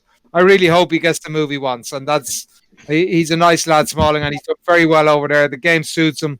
The Roma style suits him. So yeah, I wish him the best. All right, guys. Do you want to talk about Luis Suarez and the citizenship test that's under investigation? Maybe Tristan, you should take that one. I wasn't sure whether this one was mine as well. I couldn't remember. Yeah, we all know he was set to move to Juventus this season, but it fell through. That's because Juventus backed out when they found out that there was, let's be honest, it's them. They've set up a Italian citizenship test because his wife's Italian, so he qualified for a passport, which meant they could have one less non-EU player. They can't sign him because they haven't got a space for a non-EU player. But his wife's not Italian. Her relatives are Italian. She's Italian. She's got Italian citizenship. That's how come he qualifies for the passport. I thought it was his in-laws that were Italian. Yeah, and not his wife. I thought. Go on. Anyway, Italian. Yeah. She might not actually have been born there or whatever, but she's classed as Italian. She has a passport as well. Yeah, I read that. Yeah, anyway, go on, that's why he qualifies because of his wife's passport. Anyway, so he took this exam at University of Perugia, and apparently before he sat down, they told him what subjects he was going to be tested on, and they'd agreed what final score they'd give him before they did. So now there's 5 officials from the University of Perugia under investigation, including the dean of the university, and they also said he can barely speak Italian either. So he shouldn't be anywhere near passing this citizenship test. That doesn't surprise me in the slightest. He's a serial cheat. Well, it's Juventus. They are as well. And you know the most interesting. Sorry. No, just the most interesting part about the story is he cheated. He was given all the answers, and he still got fucking half of them wrong. Yeah. So. That tells you all you need to know about Suarez. He's a cheat. He's a despicable, hateful character. Yeah. And now he's playing up front with another despicable, hateful character in with Costa. So all Atletico Madrid need to do now is sign Ramos, and they have the holy trinity of absolute tramps who shouldn't be playing football. Then we're getting Pepe out of retirement as well. But 1 minute. Does everybody have to sit a citizen test when they sign for an Italian team? No. Juventus, you've only got, in Italian teams, can only sign, I think it's 3 non-EU players. I'd have to check that now off the top of my head. Right. I think it's 3, and they've already got their full quota. So basically, they couldn't have another non-EU player. So to sign him, he needed to be an EU citizen. He doesn't qualify for any other than Italian on his wife's because his wife's Italian. Right. Okay. And that's the other thing. Juventus also made sure he skipped the queue a bit because it's normally about a 2.5 year wait before you can take a citizenship test, and he had one set up within days. Gotcha. And you don't have to do that test in Spain, correct? Because it's a different country and a different set of rules. No, he wasn't. He wasn't being classed as an EU player when he was at Barcelona. He was being classed as a foreign player. Oh no! I'm talking about when he's signing for Atletico. But he'd be classed as a non-EU player there as well. They don't have the same worries about the quota. Oh, sorry. They gotcha. Because their quota's not full up yet. Yeah, gotcha. Correct. Right, gotcha. Yeah, that stinks to high heaven. That does, doesn't it? I mean, it's just Common completely wrong. practice, though, to be honest, with these Yeah. censorship tasks. Yeah. It happens a lot. I don't blame them for giving it a go. If the rule is there to be taken advantage of, that's fine. But at least do it properly. Yeah. But listen, the fella's a knacker. Let's move on. Yeah, it is. Yeah. And his knees are shot. If you're right, Ken, and he's been given the answers and he still failed, Well, he didn't get given the answers. He got told what he was going. You know what I mean? So he had to fucking write them on your hand or something, or your arm, like. Yeah, he's got the questions in advance, so he could have prepared. So someone gave him the answers in Italian, and he couldn't read them. Take a piece of paper in there like everybody else would. Well, Anyway, I mean, why does he even need to? They'd already told him what he's going to get as a score anyway. They'd already decided it, so it didn't matter. how did this come? Well, I know we've got to move on to the next point, but my question is, he's got so much money. All you do is pay people off. How did it come out in the media? I don't get it. The media will pay more sometimes. Yeah. Oh, crazy. There's five people in the university. 4 of them are being investigated. I wonder who told the media. It was probably Suarez. Yeah. I wonder, was it the 5th person? What do you Well, think? the thing is, Luis Suarez isn't being investigated for his part in it, so you could be right there. Yeah. All right, guys, let's move on to the Canners Key Nomads in Europa League. Connors Key Nomads. Cannon. That's the one. Yeah. My pronunciation Welsh is not. team. Connors Key Nomads in the Europa League, turning a blind eye to players being ill. Tristan, you want to do that one? Oh, is this me as well, is it? Yeah. You know it's you, so just get on with I it. don't know, I've lost track, mate. It's been so long sat listening to Ken talk, I wasn't sure. I wasn't sure if I was supposed to say anything anymore. I tell you one thing, if you're not careful, I'm not going to come next week. I tell you, we'll bring Shappy here, and then he'll have to write everything, and we'll have no bloody chat. Oh, for God. Oh, God, Italian, eh? If he talks like he writes, we got no chance anyway. You'd have to wait for it'd be an hour and a half before he'd make 1 point. Listen, no slagging off Shappy on my watch. He's top lad. I like Really? him, but he doesn't have his posts are legendarily long, and I have to sit and read through them when I'm editing. Yeah. Who's the one that doesn't write paragraphs on the Liverpool site that I'm always having a pop at for not writing paragraphs? It's either ARAR or HR92. RA, you mean? RA, that's it. Yeah. Yeah, I saw everyone congratulating him the other day because he put paragraphs in on him. I think he was cock a hoop. He'd only Googled paragraph the day before to see what it was. The worst is on the Celtic site. There's someone on there, and he writes, and honestly, I've no idea what he said. My nan was Glaswegian, so I'm not too bad with the Ouija lingo and all that. Like, but you read that and you just think, I've no idea what it means. I just have to hold them for Ed047 all the time, like, because you just literally cannot understand it. And there's no full stops, there's no punctuation at all. It just goes on and on and on, and you read it thinking, I've no idea what he's saying. Absolutely none. Oh, it's Brilliant in our podcast, then. Oh, honestly, Ken wouldn't get a word in because he doesn't stop. Well, listen, maybe Ken would manage.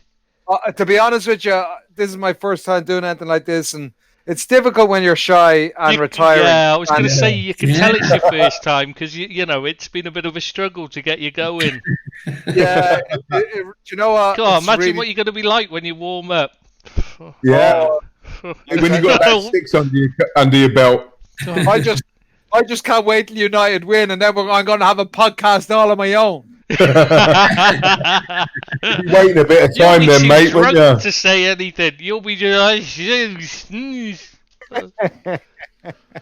Oh Christ! What's the next topic? Canners Key Nomads in Europa Canners Key League. Nomads, right? Welsh team in Europa League qualifier. They lost to Dinamo Tbilisi, but their manager straight after the game tells the press that three of their players had turned up to the game feeling ill with COVID symptoms, but he decided to turn a blind eye because it told them just say nothing. We'll pretend we haven't seen it. Get out there and play. And all three later tested, after the game, tested positive, and the fourth player did as well.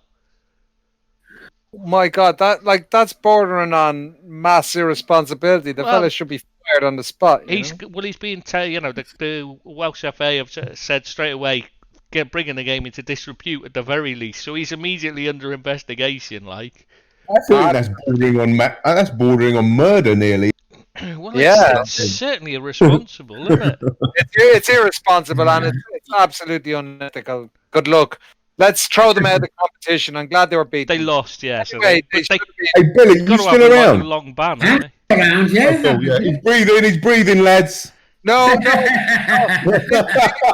Billy doesn't want a word said against this fucking Welsh manager fella because, Billy survived COVID. He doesn't care about it.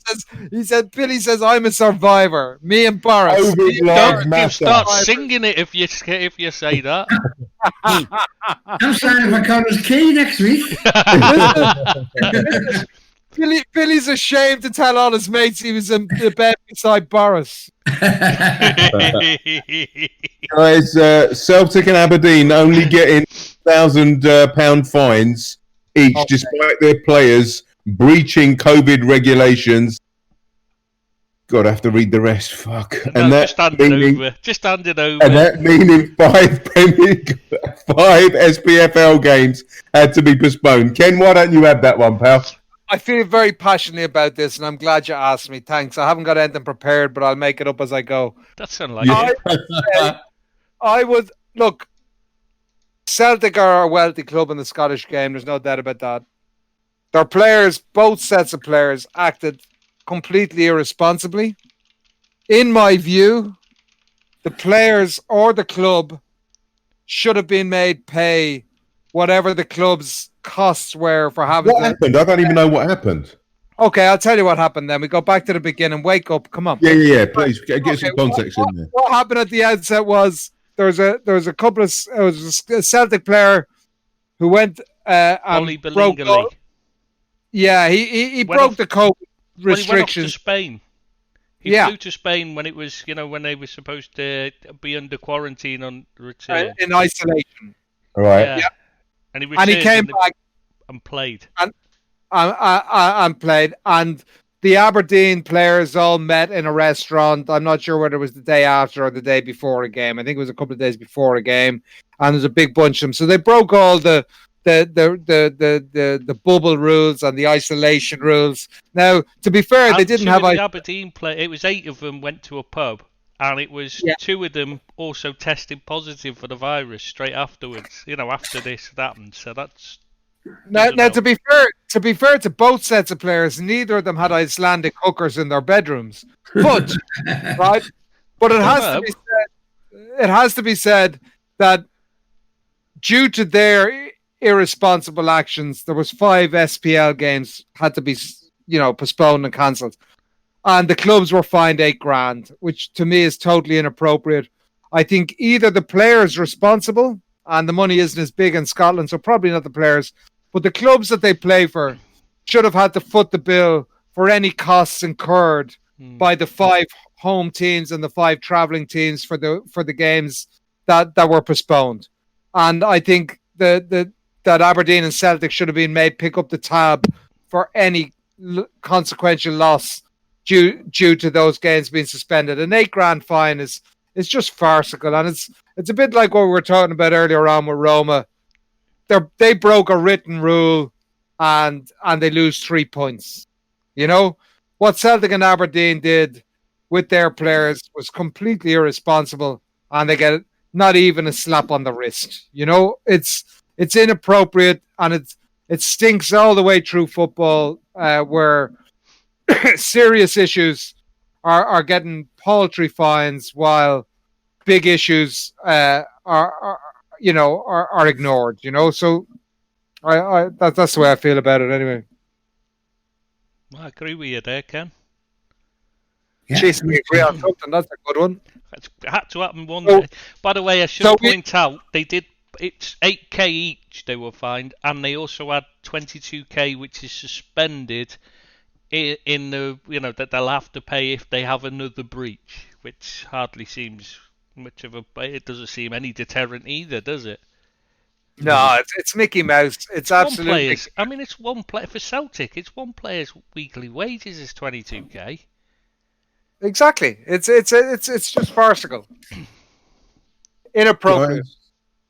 Let's talk. Let's go on and talk about the fan return being delayed in at football matches in the UK. Billy, do you want to take that away, mate? Yeah, this is going to be a death knell to some of the lower league sides and especially non-league sides, isn't it? What was I going to say? Teams do it. Go on, How long sorry. do you think they're going to, Billy? How long do you think that, in your opinion, how long do you think fans will be kept out of stadia? Do you think it's a matter of weeks, months, season? They're talking 6 months before they're going to get back. But these non-league sides, there was a couple on telly today, a couple of non-league sides, and they said they can't live without Revenue. without fans, and the only revenue that they get is from fans. And first division and second division clubs are going to come into that as well, because they're getting no revenue without supporters, and we're going to see some clubs disappear. And Now, Billy, let me ask you another question, mate. I don't want to get too political, right? But how can some countries like the States, they can have 18,000 people in a stadium watching American football, but in the UK they can't have any fans? What's the reasoning behind that? I don't get it. It just seems very, and I'm not a political it's person. politics, isn't it? It's down to. Well, Donald Trump doesn't I don't- care how many people die. He'll just No, say, but "Yeah, but I it's- did a great job. I Yeah, but saved okay, but not what so many about? would No, have but died." it's not about. It's not. I mean, not Well, it is, necessarily 'cause that's they've got true. a Because really what bad about problem places like there. Sweden? What about Sweden? They didn't have a. They didn't have a lockdown like the UK did, but yet they're not having Yeah, but that people, many. You're talking about a totally different. They don't live in they don't live in the same close close Proximity, city yeah. life. I mean, it's, Yeah, I'm just playing devil's advocate. I don't know the it's situation. totally different. You can't compare it. Understand, but to be honest with you, and you maybe won't like me saying this, but the Swedish people have a much better sense of Decorum. what's right and wrong and decorum. Society, yeah. Yeah, And they'll they follow, self-police it's like the themselves. Germans. They didn't follow have a rules. lockdown. They didn't have a lockdown, but in the same extent that we had one. But there was guidelines given. And honestly, guys, if you've ever lived in Scandinavia, I spend a huge amount of time over there. The people are so, respectful and caring. And look, if there's a guideline issued, they don't have to be policed into. They self-police. They just do what the right thing to do is. I agree. And there isn't the same undercurrent in society of badness. They'll I'm wear sorry. a mask I'm as sorry well, not won't to they? say that. Huh?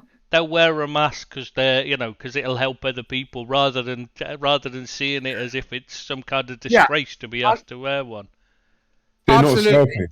Absolutely. And look, we don't want to get political, but it is a tough one. It's being honest with you, whatever keeps people safe. And I feel sorry for every government and every decision maker at the moment, because they can make a decision and have a policy today that in 2 weeks' time looks like the craziest decision that was ever made. But today it was the right decision to make. So it's very difficult. Everything is being done in hindsight. There's no precedence. And I hear what you're saying, Billy, about clubs going out of... Listen, if the clubs can't sustain themselves, they shouldn't be in business. This isn't a charity we're running here. There's pubs, there's cinemas, there's pubs and cinemas all over the country that are being forced to close. Yeah. So why the hell should people be allowed in to watch a game of football? No, I'm not saying you should. I'm just saying the consequences of it. Oh, I agree with you, Billy. People are People still think being that's- allowed to go to pubs. and restaurants. They're not stopping that, are they? You know what I mean? It's a totally different. And gyms and gymnasiums. Yeah, it's the rules they make no sense. Well, they do, because there's Well, in 1,000 football people. matches, They've had trial runs in the English league. Brighton did 1,000 people, not a problem. It's just But what I I'm, don't what I'm trying to say is that clubs should get some help from central government yeah. because I'm not they're sure. taxpayers as well, and they're a business. So why aren't the government helping out these clubs to stop them going to the wall? I think the government are helping out the clubs and have given them a great sense of relief. They've had great tax reliefs. They've had furlough situations.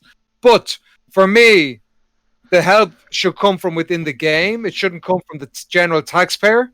It should come from within the game. I proposed three solutions to it on the United site. One was that a percentage of every transfer fee that's paid, Yeah. a percentage of that money should be, if you like, a taxation on the buying club. Yeah. So if they spend 20 million on a fee, and there's a 10% taxation on that goes into a fund to help grassroots and lower league football. That should be there all of the time. Yeah. And the other proposal I have, and it would require a rule change, is that clubs in divisions 3 and 2 should be allowed partner with Premiership clubs until they achieve championship status, where the Premiership clubs can give them 10 players from the academy. No. They pay their wages, and you have a much higher standard of football in divisions 2 and 3, where the clubs are. It takes a huge onus off the clubs to sustain wages for players. I think they should be allowed to partner with a Premiership club. When they achieve championship status, that partnership is withdrawn and they partner with a new club. See, my problem is you got teams like Arsenal furloughing staff, sacking staff, getting rid of a load of staff, and then going out and spending a fortune on transfers and giving Aubameyang a huge contract pay rise. You know what I mean? Yeah, disgraceful. Anyone who furloughed staff should have been given a transfer ban. Yeah. That's we were going to do the same thing until there was a public outcry. Yeah, but that's the point. Is we didn't. That's the whole point. And Arsenal shouldn't either. And you're just thinking, why aren't the fans complaining? They're too busy celebrating Aubameyang getting a huge contract.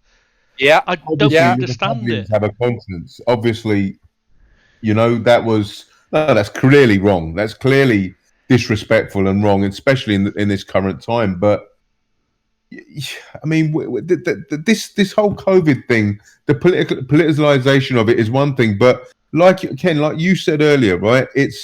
You're making decisions for the day, and what's right and what's wrong, everything's up in the air. So you can forgive people. No, listen, and I know you're going to say that for me when I say this, that it was wrong for Arsenal to do so because they can afford to bring people on. But this is a situation that's everything's happening day by day. It's like that's not relevant to Arsenal's plan. They know that they weren't going to have supporters in.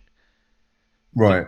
They've sacked the low-paid wages of low-paid workers. It's not going to save enough to be noticed. It's not even the wage increase. They've not even saved as much as they've given him in an increase.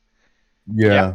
So you can't say that that's relevant. I'm sorry, that's just not relevant at all. I get that, but you people make mistakes in these absurd times. That's all I'm saying. That's I don't not a mistake. agree. That's a deliberate choice to not give a shit about people that haven't got much. Not give a shit about Absolutely. the local paid workers and just worry about buying better players. That's all it's It's about. a mistake. I'm not saying it's a mistake. It's not a mistake. It's a mistake. But let's hope they make up for it in the future by realizing it was consciously making up for it, because it is a mistake. Nobody's denying that. But let's hope they make up for it and their humanity. They see some humanity in the situation. But I don't really blame governments and people. There's situations that arise in every day that you can't. There's no context to it. There's no rhyme or reason to it. This is something that we've never seen before in our lifetime. We probably never will. I'm fully with you, Ken, on the taxing the transfers, though. I think that's a really good idea. I mean, they already lose 5% goes to previous clubs. Ones that have the players have gone to the academy. 5% goes to FIFA and 5% goes to the player. So, there's already a 15% getting taken out of it. Why not take more out of it to prop up the lower end of the league? And you lot have gone, so I've just wasted my time saying that to no one. I may as well just not have bothered. Tottenham do the same thing, though. Didn't Tottenham furlough staff? They did, but again, they reversed the decision. Yeah. Oh, did they reverse it? Yeah. Okay, yeah, okay. Yeah, Fair this enough. isn't furloughing, though. They didn't furlough staff. That's the problem. I think we've run out of points. No, we haven't. Oh, no, we haven't. No, we haven't. We've Sorry. spoken about Spurs. We're on to Spurs now.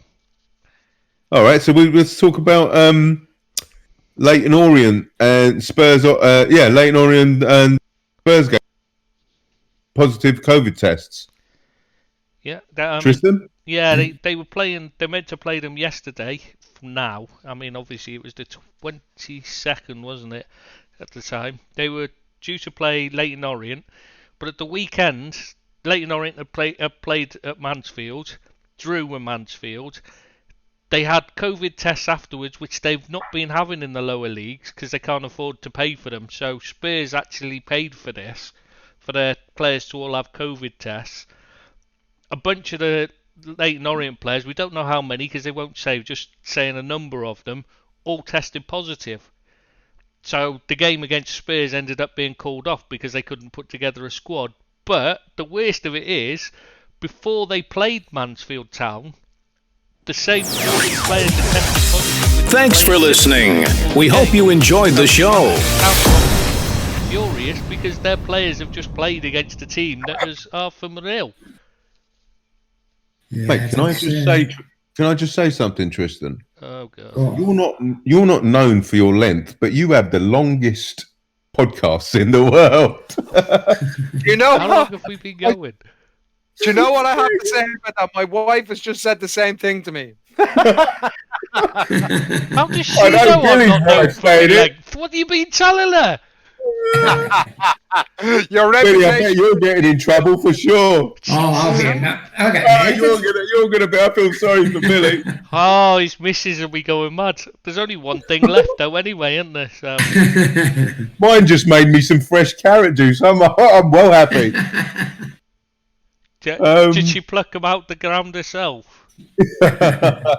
Shall we move on to Ilkay Gundogan and Moyes and Huggel and Diop actually all testing positive for COVID, Tristan?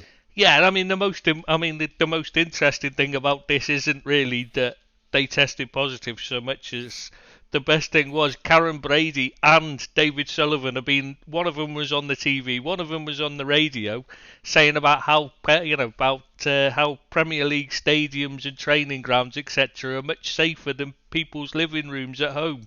Just before two of their players and their manager tested positive. The irony, and the foot and mouth was just timing was it's just COVID, not foot in mouth, mate. yeah. Boom, boom. Oh look, there's another post-it gone. No, that post-it's staying there for next time. Oh, sorry. Oh, believe me, Ken, that'll be used next week. Yeah, You don't know next the week. podcast. If anybody mentions foot in mouth, that'll be used again. Just don't mention computer virus, whatever you do. Yeah, well, I'd just like to say, lads, thanks very much for having me on. Pleasure, mate. Pleasure. Pleasure, Ken. You've been fantastic. do you know, Absolutely. Pleasure talking to you, Billy. In fairness, for those talking at us, you mean? Well, look, listen. As I said, Billy spends a lot more time on the United page than most of the editors, to be fair, and it's he's always very well respected over there, and it's great to chat to you, Billy, and a pleasure to meet you. Yeah, great stuff, Ken. I'll see you at the next one. Thanks, boys. I'm going to have my cocoa and get in my bed. No, So, thanks very much. Yeah, it must be nearly 9 p.m. there. It is now nearly 20 to 12. Are you sure you're not in the outhouse tonight, Billy? What's that, Alan? Are you sure you're not in the outhouse tonight? No, I'm still in the conservatory, yeah, with my house coat on. The same goes for you, mate. Really enjoyed the chat. Pleasure to meet you. And as I say, I hope to do it again sometime. That was great. Thanks very much, boys. Enjoyed that. See you next week, guys. Take care, Bill. Yeah, Cheers. sit down, guys. Thanks. Right. Tris, thanks a million. I'll talk to you soon. Okay, see you all next Tuesday.